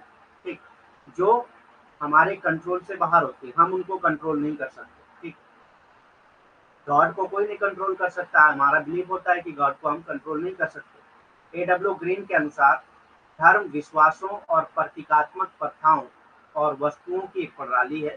ठीक, जो ज्ञान के बजाय विश्वास द्वारा शासित होती है। जो ज्ञान के बजाय, मतलब यहाँ पे ज्ञान का कोई काम नहीं होता है, आपको ज्ञान नहीं होता है कि आप ये सारी चीजें क्यों कर रहे हैं, लेकिन आपका एक विश्वास होता है इसलिए आप धर्म को मानते हैं। ठीक, जो मनुष्य के ज्ञात और नियंत्रण से परे होती है। ठीक, तो जो मनुष्य के ज्ञात और नियंत्रण से परे एक दृष्ट अलौकिक क्षेत्र से संबंधित होती है। ठीक, तो एक दृश्य अलौकिक क्षेत्र होता है जो मनुष्य को नहीं पता होता है उसके बारे में, ना ही मनुष्य उसको नियंत्रित कर सकता है। ऐसी चीजों को क्या कहा जाता है, धर्म कहा जाता है। According to H M Johnson, H M Johnson के अनुसार रिलीजन क्या है, रिलीजन इज अ मोर और लेस कोहेरेंट सिस्टम। मोर और लेस कोहेरेंट सिस्टम है। ठीक, कोहेरेंट मतलब जिसके पास ताकत होती है, system of belief and practices concerning to super natural power. एक बिलीफ एंड प्रैक्टिसेस है कोहेरेंट सिस्टम की, जो सुपर नेचुरल पावर से जुड़ी हुई होती है, order of being, forces, places और अदर एंटिटीज। ठीक, धर्म प्राणियों, बलों के स्थानों या अन्य संस्थानों के एक अति प्राकृतिक कर्म से संबंधित विश्वासों और प्रथाओं की कमोबेश सुसंगत प्रणाली। ठीक, अकॉर्डिंग टू मेलिनोस्की, मेलिनोस्की कैसे डिफाइन करते हैं रिलीजन को या धर्म को, मेलिनोस्की कैसे डिफाइन करते हैं, religion is a mode of action as well as system of belief. तो mode of action as well as system of belief, तो एक्शन वर्ड आप याद रखिएगा तो मेलिनोस्की की डेफिनेशन आप आंसर कर सकते हैं। ठीक, Religion is a action as well as system of belief and a sociological phenomena as well as personal experience. ठीक, एक सोशोलॉजिकल फिनोमेना है और उसके साथ साथ पर्सनल एक्सपीरियंस भी है। धर्म क्रिया का एक तरीका है, तो क्रिया याद रखिएगा, जिस डेफिनेशन में क्रिया आ जाए समझ लीजिएगा कि ये मेलिनोस्की की है। ठीक, धर्म क्रिया का एक तरीका है और साथ ही विश्वास की प्रणाली है और एक सामाजिक घटना के साथ साथ एक व्यक्तिगत अनुभव भी है। ठीक, तो एक सामाजिक घटना के साथ साथ क्या है, एक व्यक्तिगत अनुभव भी है। Component of basic elements of religion, component और basic elements of religion, component और बेसिक एलिमेंट्स ऑफ रिलीजन कौन कौन से हैं, धर्म के घटक या मूल महत्व कौन कौन से हैं। Belief in super natural power, तो रिलीजन में सबसे पहला क्या होता है, सुपर नेचुरल पावर पे बिलीफ होता है। ठीक, अलौकिक शक्तियों पे विश्वास होता है। Man adjustment to super natural power, और मैन कोशिश करता है सुपर नेचुरल पावर के साथ एडजस्ट करने की। ठीक, अलौकिक शक्तियों के लिए मनुष्य का समायोजन होता है। ठीक, एक्ट डिफाइंड एज सिंफुल, ठीक, कुछ एक्शन ऐसे होते हैं जिनको सिंफुल कहा जाता है, जिनको पापी के रूप में डिफाइन किया जाता है। अधिनियमों को पापी के रूप में परिभाषित किया जाता है। मेथड ऑफ सॉल्वेशन, और जो आपसे गलतियां हो गई उसके लिए मोक्ष के लिए रिलीजन जो है वो मेथड सॉल्वेशन का मेथड प्रोवाइड करता है। ठीक, मोक्ष की विधि बताता है धर्म। Believe in some sacred thing, मतलब आपसे कुछ गलती हो गई, उसके लिए मोक्ष कैसे कराना है ये आपका धर्म ही बताता है। ठीक, बिलीव इन सब सेक्रेट थिंग, कुछ पवित्र चीजों पे आपका विश्वास होता है, कुछ पवित्र चीजों पे विश्वास होता है आपका। प्रोसीजर ऑफ वर्शिप, किस तरह से पूजा पाठ करना है इसका पूरा तरीका आपको रिलीजन बताता है। पूजा की क्रिया क्या होगी, कैसे करना है, कब करना है, ये सारी चीजें कौन बताता है, रिलीजन बताता है। प्लेसेज ऑफ वर्शिप, वर्शिप की जगहें भी होती हैं रिलीजन में, अलग अलग मंदिर, मस्जिद, गिरजाघर, ये सब क्या है, वर्शिप की जगह है। प्लेसेज ऑफ वर्शिप है, पूजा का स्थान होता है। ठीक, तो ये सारे एलिमेंट एंड कंपोनेंट हैं रिलीजन के। Theoretical perspective and their major assumptions, अब रिलीजन से रिलेटेड थ्योरेटिकल पर्सपेक्टिव क्या है। सबसे पहले हम लोग फंक्शनलिज्म को देख लेते हैं, व्यवहारिकता, जिसको कार्यात्मकता भी कहा जाता है। ठीक, religion served as several function of for society, religion जो है सोसाइटी के लिए। फंक्शनलिस्ट हमेशा कार्यात्मकता, हमेशा किस चीज को बिलीव करते हैं, ये बिलीव करते हैं कि जो भी इंस्टीट्यूशन समाज में पाया जाता है, जो भी इंस्टीट्यूशन, जो भी संगठन समाज में पाया जाता है, वो कुछ ना कुछ कार्य करने के लिए होता है। ठीक, तो ये रिलीजन क्या कार्य करता है, फंक्शनलिज्म उसी को बताएगा, क्योंकि ये हमेशा जो है उस चीज को सपोर्ट करता है। ठीक, तो व्यवहारिकता या कार्यात्मकता क्या बताएंगे, धर्म के काम क्या। ठीक, so religion serve several function for society, तो ये कह रहे हैं कि रिलीजन जो है सोसाइटी के लिए कई फंक्शन करता है, जमा मतलब कई काम करता है। ठीक, धर्म समाज के लिए कई कार्य करता है, इसमें शामिल है सबसे पहले क्या आता है, giving meaning to purpose of life, मतलब आपके लाइफ का क्या पर्पज है, आपकी लाइफ का क्या मकसद है, ये रिलीजन आपको प्रोवाइड करता है। जीवन का अर्थ क्या है या जीवन का उद्देश्य क्या है, ये आपको धर्म ही देता है। ठीक, reinforcing social unity and stability, social unity और स्टेबिलिटी को मेंटेन करता है समाज में कौन, रिलीजन। ठीक, सामाजिक एकता और स्थिरता को मजबूत करता है कौन, धर्म। ठीक, serving serving as an agent of social control of behaviour. ठीक, बिहेवियर को बिहेवियर के तौर पे सोशल कंट्रोल का एजेंट जो है, एजेंट के तौर पे ये रिलीजन सब करता है। मतलब रिलीजन क्या है, एक सोशल कंट्रोल है किसी भी पर्सन के बिहेवियर को। ठीक है, व्यवहार के सामाजिक नियंत्रण के एजेंट के रूप में सेवा करता है। ठीक, तो रिलीजन धर्म क्या करता है, किसी भी व्यवहार के सामाजिक नियंत्रण के एजेंट के रूप में सेवा करता है। Promoting physical and psychological wellbeing, physical और साइकोलॉजिकल वेलबींग को प्रमोट करता है। ठीक, बहुत सारे क्रिया एक्शन ऐसे होते हैं रिलीजन में जो आपके फिजिकल हेल्थ पे को बेनिफिट देता है। बहुत सारे मतलब आप देखेंगे कि बहुत सारे फंक्शंस होते हैं ऐसे, बहुत सारे रिचुअल्स होते हैं जिससे आपकी फिजिकल वेलबींग मेंटेन होती है, और साइकोलॉजिकल वेलबींग तो मेंटेन होती ही है। आपको कोई प्रॉब्लम होती है तो आप कहाँ जाते हैं, मंदिर, मस्जिद, इसी सब जगहों पे जाते हैं। ठीक, कुछ भी गलत होता है आपके साथ तो आप जो है सीधा अपना रिलीजियस चीज़ें करने लगते हैं, मंत्र वगैरह पढ़ने लगते हैं, दुआ वगैरह करने लगते हैं। ये सब क्या है, एक तरह से आपको साइकोलॉजिकल वेलबींग भी प्रोवाइड कर रहा है। शारीरिक और मनोवैज्ञानिक कल्याण को बढ़ावा देना होता है, ठीक। तो रिलीजन आपके शारीरिक और मनोवैज्ञानिक कल्याण को भी बढ़ावा देता है, धर्म आपके मनोवैज्ञानिक और शारीरिक कल्याण को भी बढ़ावा देता है। Motivating people to work for positive social change, positive social change के लिए मोटिवेट करता है लोगों को, ठीक। लोगों को मोटिवेट करता है कि समाज में पॉजिटिव सोशल चेंज लाया जाए जो सारे लोगों के लिए फायदा है, क्योंकि कोई भी रिलीजन कभी कोई गलत चीज नहीं सिखाता है। कोई रिलीजन आपसे ये नहीं कहेगा कि चोरी करना सही है, कोई रिलीजन आपसे ये नहीं कहेगा कि मर्डर करना सही है, ठीक। तो एक तरह से पॉजिटिव सोशल चेंज लाने के लिए रिलीजन वर्क करता है, मोटिवेट करता है, ठीक। लोगों को सकारात्मक सामाजिक परिवर्तन के लिए काम करने के लिए प्रेरित करता है, ठीक। सकारात्मक सामाजिक परिवर्तन लाने के लिए, उसके लिए काम करने के लिए लोगों को प्रेरित करता है कौन, धर्म, ठीक।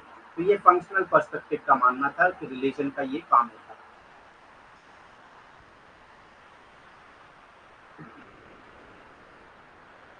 नेक्स्ट, कॉन्फ्लिक्ट थ्योरी क्या बिलीव करती है रिलीजन के बारे में, संघर्ष सिद्धांत क्या बिलीव करते हैं रिलीजन के बारे में। रिलीजन रीइंफोर्सेस और promote social inequality and social conflict, ये उसका उल्टा आप कह रहे हैं, मतलब कि ये उसके ऊपरी विपरीत जाते हैं, मतलब फंक्शनलिस्ट थ्योरी के विपरीत जाते हैं और ये कहते हैं कि रिलीजन जो है सोशल इक्वलिटी को प्रमोट नहीं करता है बल्कि इनइक्वलिटी को प्रमोट करता है, ठीक। समाज में जो है एकता नहीं लाता है बल्कि असमानता लाता है, ठीक। सोशल इनइक्वलिटी को प्रमोट करता है, कॉन्फ्लिक्ट थ्योरी ये बिलीव करता है, क्योंकि हम जानते हैं कॉन्फ्लिक्ट थ्योरीज ये मानते हैं कि जो भी इंस्टीट्यूशन है वो किसी ना किसी तरह से किसी को एक्सप्लॉइट करने के लिए ही होते हैं, ठीक। तो रिलीजन क्या करता है, सोशल इनइक्वलिटी को प्रमोट करता है और सोशल कॉन्फ्लिक्ट को प्रमोट करता है, ठीक। कॉन्फ्लिक्ट थ्योरीज में अगर हम लोग देखें कार्ल मार्क्स को, कार्ल मार्क्स की अगर बात करें तो कार्ल मार्क्स ने क्या कहा, रिलीजन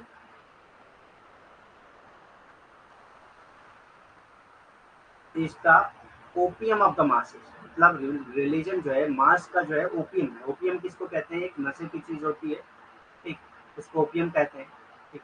तो रिलीजन एक तरह से ओपियम का काम कर रहा है, मतलब आपको नशे में डाल दे रहा है, बाकी आपके साथ क्या हो रहा है आप उसको ध्यान नहीं देते हैं। जब आदमी नशे में चला जाता है तो उसको कोई मार के जाए, कोई उसको गाली दे के जाए, उसको फर्क नहीं पड़ता है, ठीक। तो यही कार्ल मार्क्स कहते हैं कि रिलीजन जो है एक ओपियम होता है, ओपियम ऑफ द मासेज होता है, मतलब कि ये भीड़ का एक ओपियम होता है। मतलब कहने का ये है कि ये लोग रिलीजन को क्रिटिसाइज करते हैं, मतलब ये कहते हैं कि रिलीजन हमेशा जो है इनइक्वलिटी को प्रमोट करता है, कॉन्फ्लिक्ट को प्रमोट करता है, ठीक। धर्म सामाजिक असमानता और सामाजिक संघर्ष की पुष्टि और बढ़ावा देता है। धर्म क्या करता है, समाज में असमानता लाता है। कभी भी रिलीजन जो है कॉन्फ्लिक्ट थ्योरी के अकॉर्डिंग, संघर्ष सिद्धांत के अकॉर्डिंग अगर हम लोग देखते हैं तो कभी भी जो धर्म है वो समाज में एकता नहीं लाता है बल्कि असमानता को पैदा करता है और समाज में जो है संघर्ष को पैदा करता है, कॉन्फ्लिक्ट पैदा करता है, लड़ाता है एक दूसरे को, ठीक। तो कार्ल मार्क्स क्या कहते हैं, religion is the opium of the masses, मतलब ये झुंड का यानी कि भीड़ का एक ओपियम है। ओपियम जो नशे की चीज होती है, ठीक, एक नशा है, झुंड के लिए, भीड़ के लिए एक नशा है, नशे के तौर पे काम करता है। जब आप आदमी नशे में होगा तो उसके साथ कुछ भी गलत हो रहा है उसको कुछ फर्क नहीं पड़ता है, ठीक।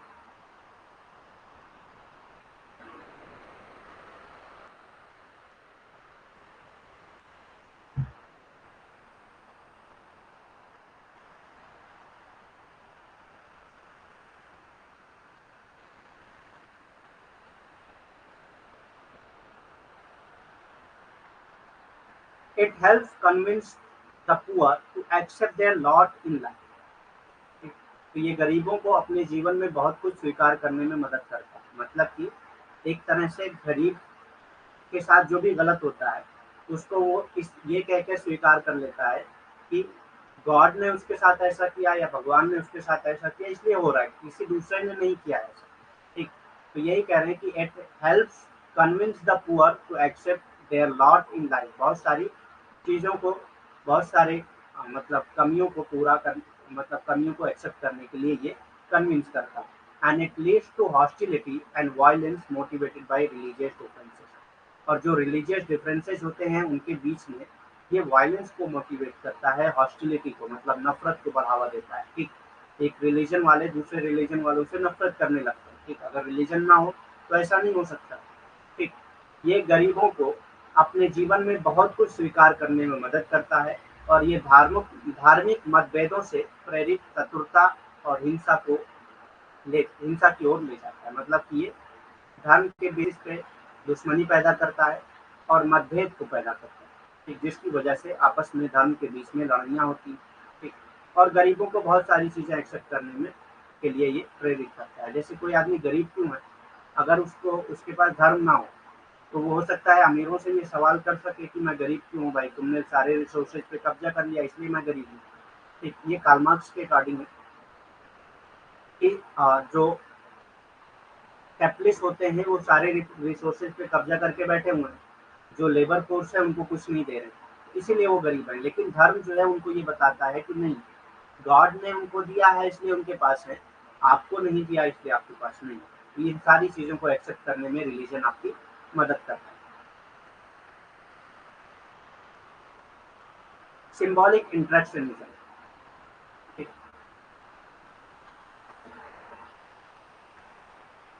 सिंबॉलिक इंटरेक्शनिस्ट क्या मानते हैं रिलीजन के बारे में? This perspective focuses on the ways in which individual treat their religious experiences. ये एक तरीका है, एक पर्सपेक्टिव है जिसके जरिए जो है लोग अपने रिलीजियस एक्सपीरियंसेस को समझते हैं।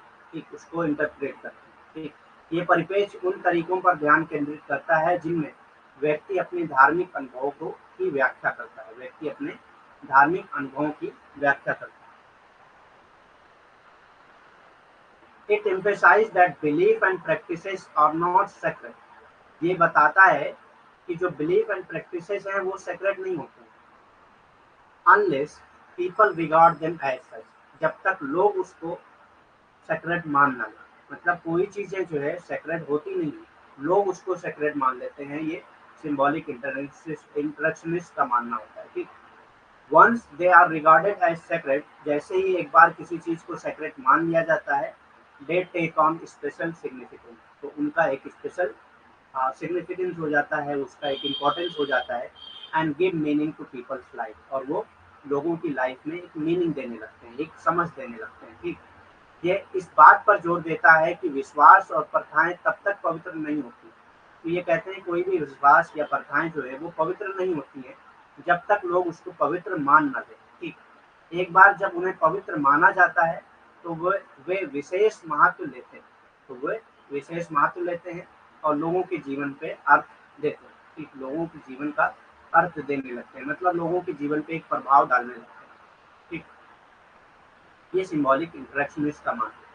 तो आज के लिए इतना ही। क्वेश्चन करते हैं, आंसर करना है आपको फास्ट। 30 सेकंड दिए जाएंगे हर क्वेश्चन के लिए, उसके बाद आपको आंसर बताया जाएगा। तो फास्ट आंसर करना है आपको, क्वेश्चन पढ़ के फास्ट आंसर करना है। आज हम लोग 10 क्वेश्चन करेंगे। ठीक, तो स्टार्ट करने से पहले हम लोग एक बार रिवाइज कर लेते हैं क्या क्या हम लोगों ने पढ़ा है, उसके बाद हम लोग स्टार्ट करें।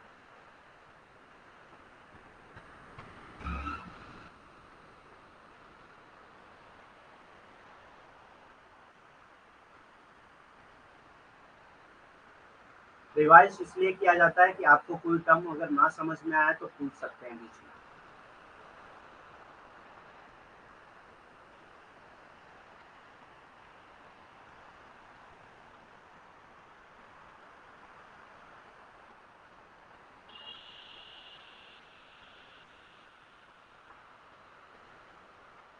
तो हम लोगों ने किनशिप सिस्टम के बारे में पढ़ा है, ठीक, जिसमें हम लोगों ने अलग अलग लोगों के डेफिनेशन पढ़ा है। जैसे टॉमकिंसन की डेफिनेशन पढ़ा है हम लोगों ने, इसके बाद जो है हम लोगों ने लॉरेंट जैसेट की डेफिनेशन पढ़ा है। ठीक, टाइप्स ऑफ किनशिप के बारे में पढ़ा है, कंसेंगुइनियल किनशिप और अफिनल किनशिप के बारे में पढ़ा है। डिग्री ऑफ किनशिप, इसमें primary kinship, secondary kinship, tertiary kinship, primary kinship, secondary kinship और टर्चरी किनशिप के दो टाइप्स होते हैं, कंसेंगुइनियल और अफिनल। कंसेंगुइनियल किसको कहते हैं? जो ब्लड के बेसिस पे हो। अफिनल किसको कहते हैं? जो मैरिज के बेसिस पे।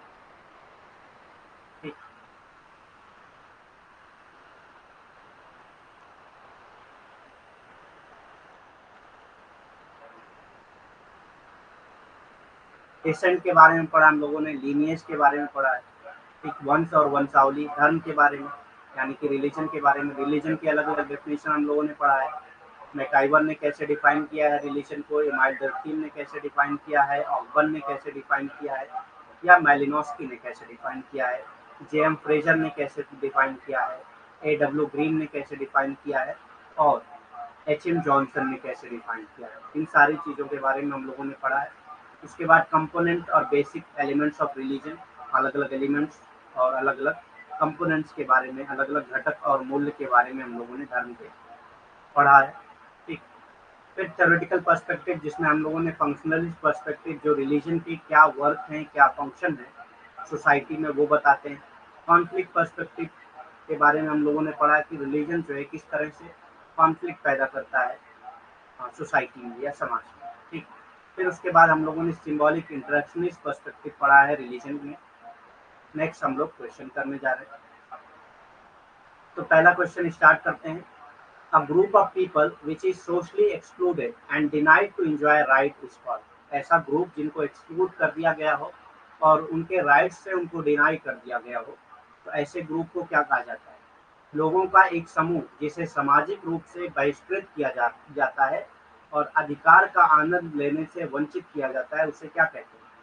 Powerful group, dominant group, marginalised group, empowered group. शक्तिशाली ग्रुप, प्रमुख समूह, हाशिए पर रखा गया ग्रुप, या सशक्त समूह। क्या कहेंगे? आंसर करिए first.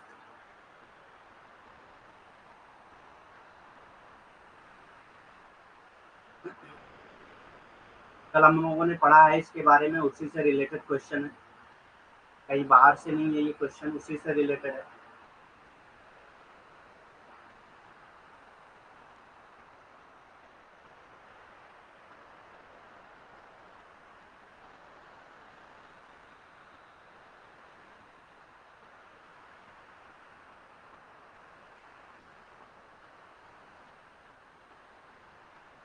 A group of people which is socially excluded and denied to enjoy right is called powerful group, dominant group, marginalized group, empowered group। लोगों का एक ऐसा समूह जिसे सामाजिक रूप से बहिष्कृत किया जाता है और अधिकार का आनंद लेने से वंचित किया जाता है, उसे क्या कहेंगे?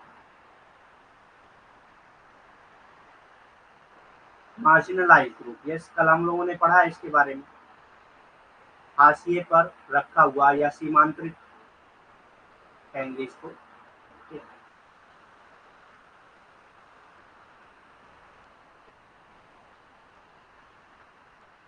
सीमांतरित समूह या मार्जिनलाइज्ड ग्रुप। तो मार्जिनलाइज्ड ग्रुप किसको कहते हैं? A group that is excluded, जिनको एक्सक्लूड कर दिया गया हो और जो बेसिक राइट्स हैं वो यूज करने से, उसको एंजॉय करने से डिनाई किया गया हो, उसको मार्जिनलाइज्ड ग्रुप कहा जाता है। कल हम लोगों ने इसके बारे में बहुत डिटेल में पढ़ा है। हाशिए पर रखा गया समूह कहेंगे इसको, लोगों का एक समूह जिसे सामाजिक रूप से बहिष्कृत किया जाता है और अधिकार का आनंद लेने से वंचित किया जाता है, उसे हाशिए पर रखा गया समूह कहा जाता है। ठीक है। Next question, question number 2। The practice of marriage within the boundaries of kin group, clan, lineage, village and social class is known as. एक ऐसा मैरिज की प्रैक्टिस जिसमें एक बाउंड्री फिक्स होती है और उसी के अंदर आपको शादी करना होता है, उसी के अंदर आपको मैरिज करना होता है, चाहे वो किन ग्रुप हो, क्लेन हो, लीनिएज हो, विलेज हो, या सोशल क्लास हो। इस टाइप के मैरिज को क्या कहा जाता है? एक रिश्तेदारी समूह, कुल, वंश, गांव और सामाजिक वर्ग की सीमाओं के भीतर विवाह की प्रथा को क्या कहा जाता है? ठीक, मतलब कि उसी के भीतर आपको विवाह करना है, चाहे वो वंश हो, कुल हो, गांव हो, सामाजिक वर्ग हो। इस तरह की रिश्तेदारी, इस तरह की मैरिज को क्या कहा जाए? ठीक, इस तरह के विवाह को क्या कहा जाए?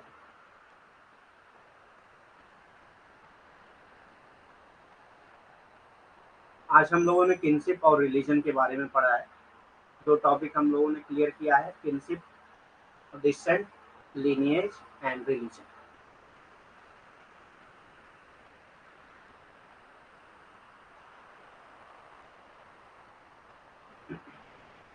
आंसर करिए फास्ट आप लोग।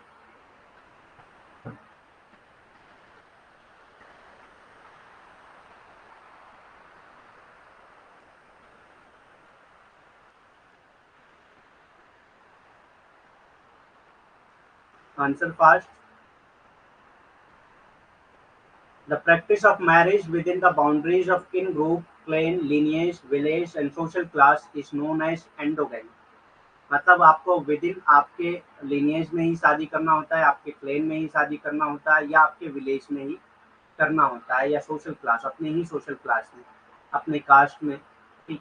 तो इसको क्या कहते हैं? एंडोगैमी कहते हैं. एक्सोगैमी कहते हैं जब आउटसाइड, ठीक, विद इन ना हो, आउटसाइड हो, तो इसको एक्सोगैमी कहेंगे. तो इसका आंसर हो जाएगा एंडोगैमी. ठीक. हाइपरगैमी किसको कहते हैं? जब एक आदमी जो है अपने से ऊपर वाले सोशल क्लास या लिनिएज या कास्ट के बेसिस पे शादी करता है, तो उसको हाइपरगैमी कहते हैं. एंडोगैमी किसको कहेंगे? अंतर्विवाह. मतलब अपने जाति के अंदर शादी करना है, अपने कुल के, अपने वंश के अंदर या अपने गांव के अंदर ही शादी करना है. इस तरह के जो विवाह होते हैं उनको अंतर्विवाह कहा जाता है. ठीक. Okay, next question, question number 3. Who introduce the term marginal man? Marginal man का टर्म किसने दिया था? कल हम लोगों ने पढ़ा है इसके बारे में. मार्जिनल मैन या मार्जिनलिटी का टर्म किसने दिया था, ये बताइए. सीमांत मनुष्य का प्रचलन किसने किया है? ठीक. या मार्जिनलिटी का टर्म किसने दिया था? कल हम लोगों ने पढ़ा है इसके बारे में.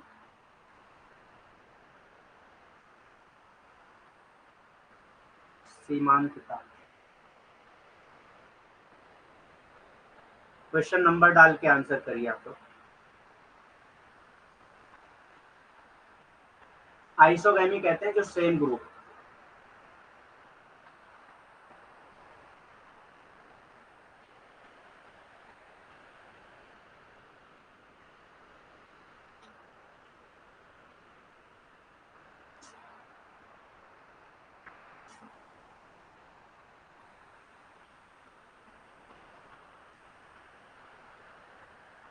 किसने टर्म दिया था मार्जिनल मैन का या मार्जिनलिटी का टर्म किसने दिया था? क्वेश्चन नंबर डाल के आंसर करिए, तभी समझ में आएगा किस क्वेश्चन का आंसर आप लोग कर रहे हैं.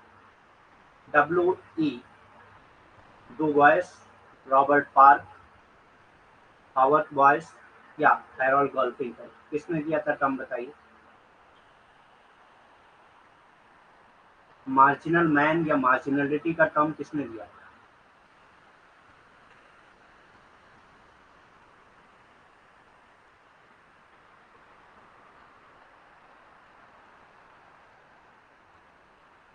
सो मार्जिनल मैन या मार्जिनलिटी का टर्म जो है रॉबर्ट पार्क ने दिया था.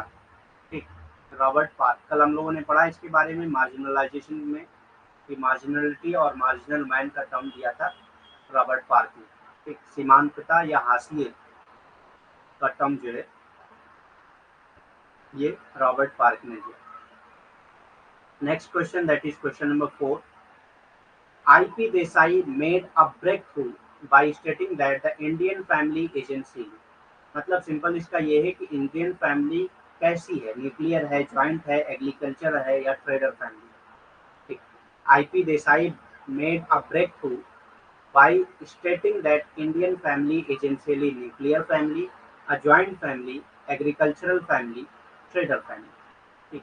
IP देसाई ने ये कहकर विराम लगा दिया कि मूलतः भारतीय परिवार एकल परिवार है, एक संयुक्त परिवार है, कृषक परिवार है या व्यापारी परिवार. बताइए answer first.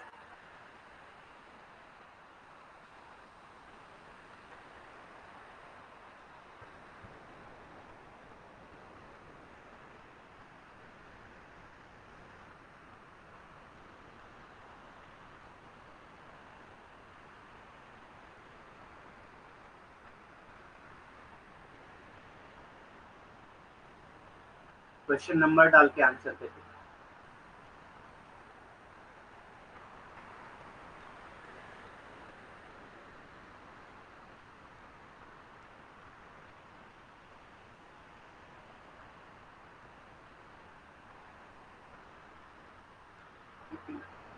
IP Desai made a breakthrough by stating that the Indian family essentially a joint family, मतलब उन्होंने कहा इंडियन फैमिली जो है वो ज्यादातर जॉइंट फैमिली. ठीक. न्यूक्लियर फैमिली नहीं है, एग्रीकल्चरल फैमिली नहीं है, या ट्रेडर फैमिली नहीं है, ठीक है। आईपीए देसाई ने कहा है कि मूलतः जो भारतीय परिवार है वो एकल एक संयुक्त परिवार है, ठीक, वो एकल परिवार नहीं है, एक संयुक्त परिवार है।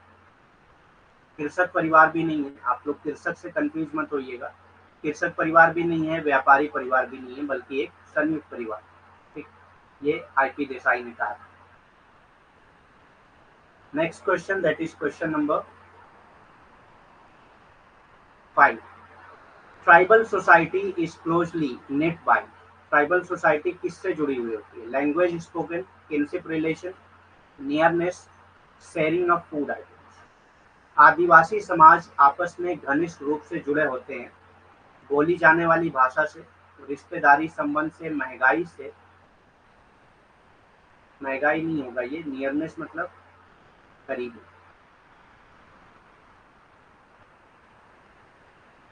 ठीक। खाद्य पदार्थ का आदान प्रदान से किससे जुड़े होते हैं बताइए? Tribal society is closely net by. आदिवासी समाज आपस में घनिष्ठ रूप से जुड़े होते हैं, कैसे?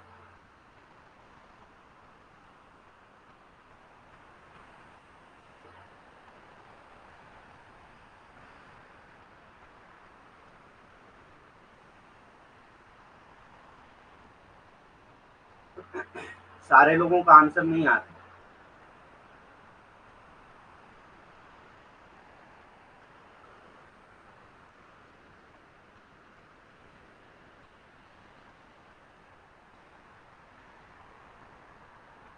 Answer fast.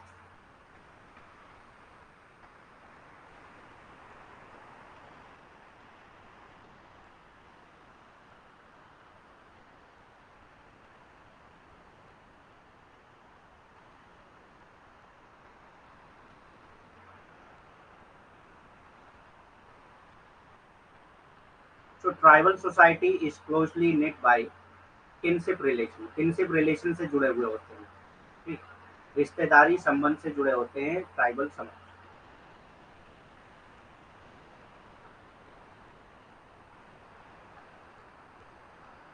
Next question, that is question number 5 6।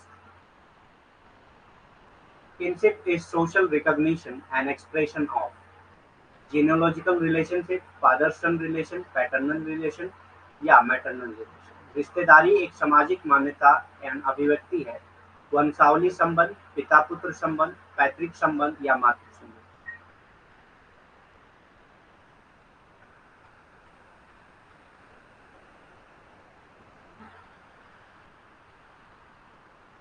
Confuse answer नहीं है, सही आंसर है वो।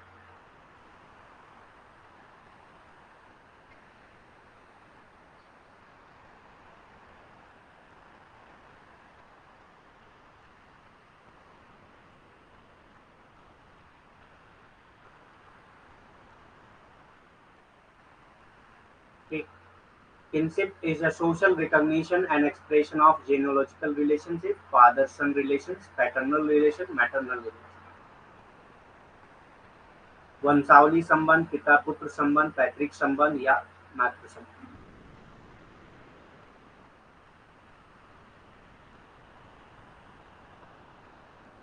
ये आंसर फास्ट।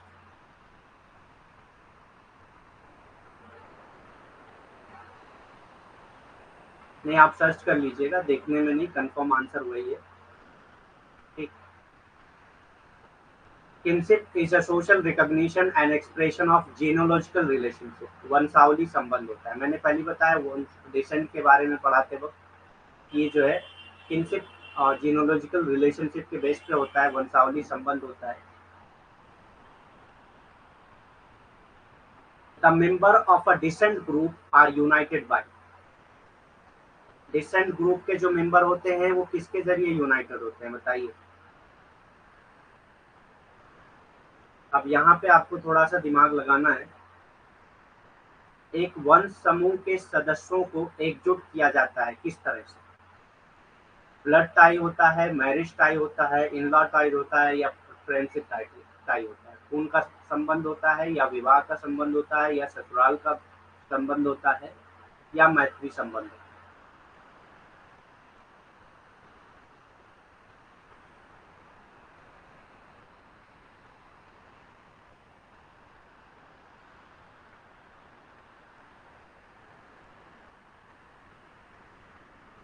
Answer first.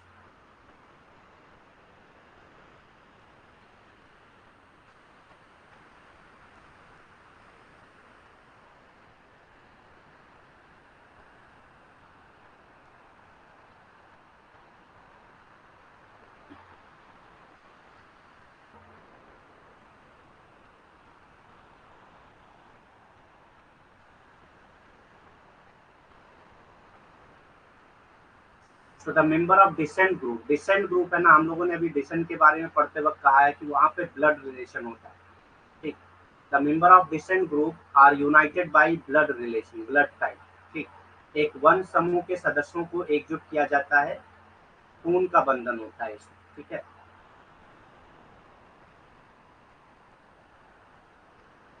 अच्छा,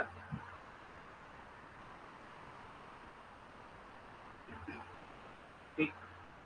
the member of descent group are united by blood type, एक वन समूह के सदस्यों को एकजुट किया जाता है खून के बंधन से, ठीक। Next question, that is question number 8। Dash is a geographical unit और social system with distinct identity, language and tradition.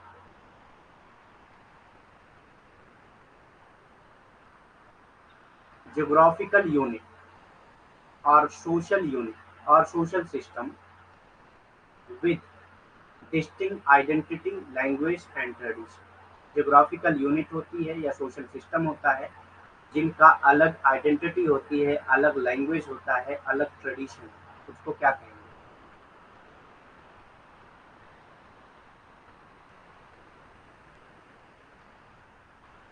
Dash विशिष्ट पहचान, भाषा और परंपरा वाली एक भौगोलिक इकाई या सामाजिक व्यवस्था है, उसको क्या कहेंगे?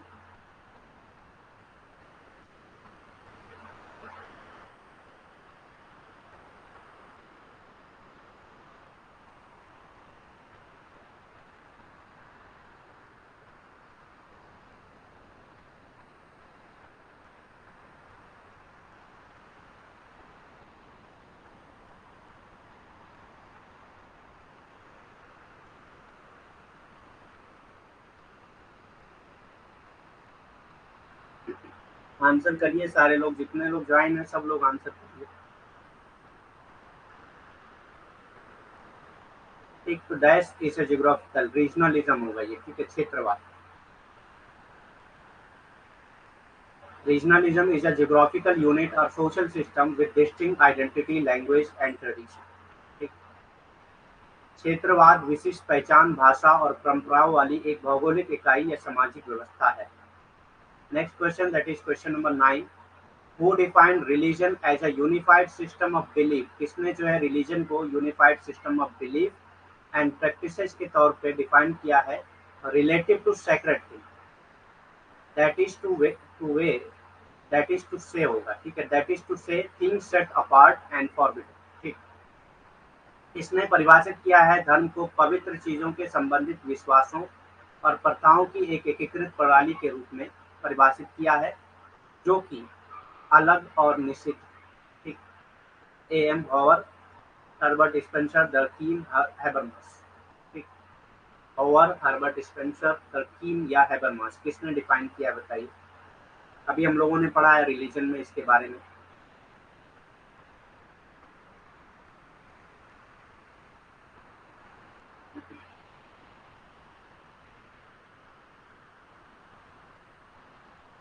यस, तो डर्कीम होगा आंसर इसका, सी।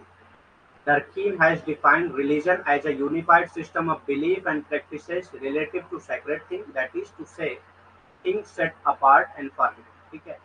डरकीम ने धर्म को पवित्र चीजों से संबंधित विश्वासों और प्रथाओं की एकीकृत प्रणाली के रूप में परिभाषित किया है, जो कि अलग और निषिद्ध चीजें हैं, ठीक। Next question and last question, that is question number 10। Which of the statement are false about impact of religion, impact of religion में कौन सा स्टेटमेंट फॉल्स है ये बताना है। धर्मों के प्रभाव के बारे में कौन सा कथन गलत है? Promote social upliftment of a particular group, promote groupism, feeling of superiority, create conflict in society, obstruct to social change और प्रोग्रेस। किसी विशेष समूह के सामाजिक उत्पादन को बढ़ावा देना, गुटबाजी को बढ़ावा देना, श्रेष्ठ की भावना समाज में संघर्ष पैदा करती है, सामाजिक परिवर्तन या प्रगति में बाधा डालना। कौन सा गलत है बताइए।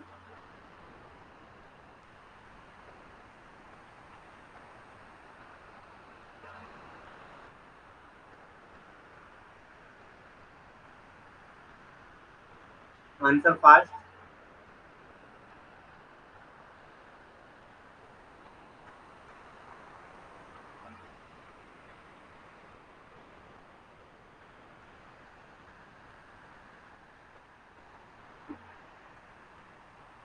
सो आंसर होगा इसका D, obstacle to social change और प्रोग्रेस।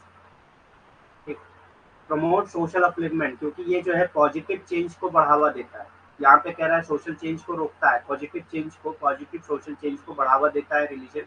हम लोगों ने फंक्शनलिस्ट पर्सपेक्टिव में पढ़ा है अभी, ठीक है।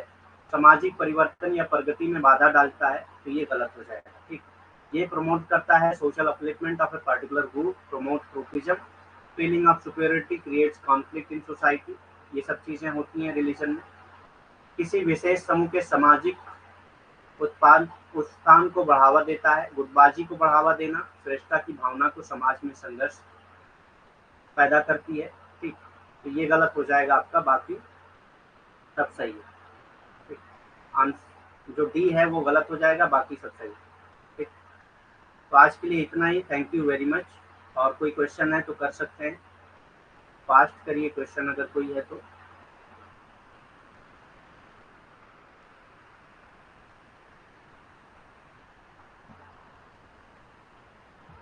गुड, अच्छा रिजल्ट रहा है, अगर 10 में से 9 सही है तो।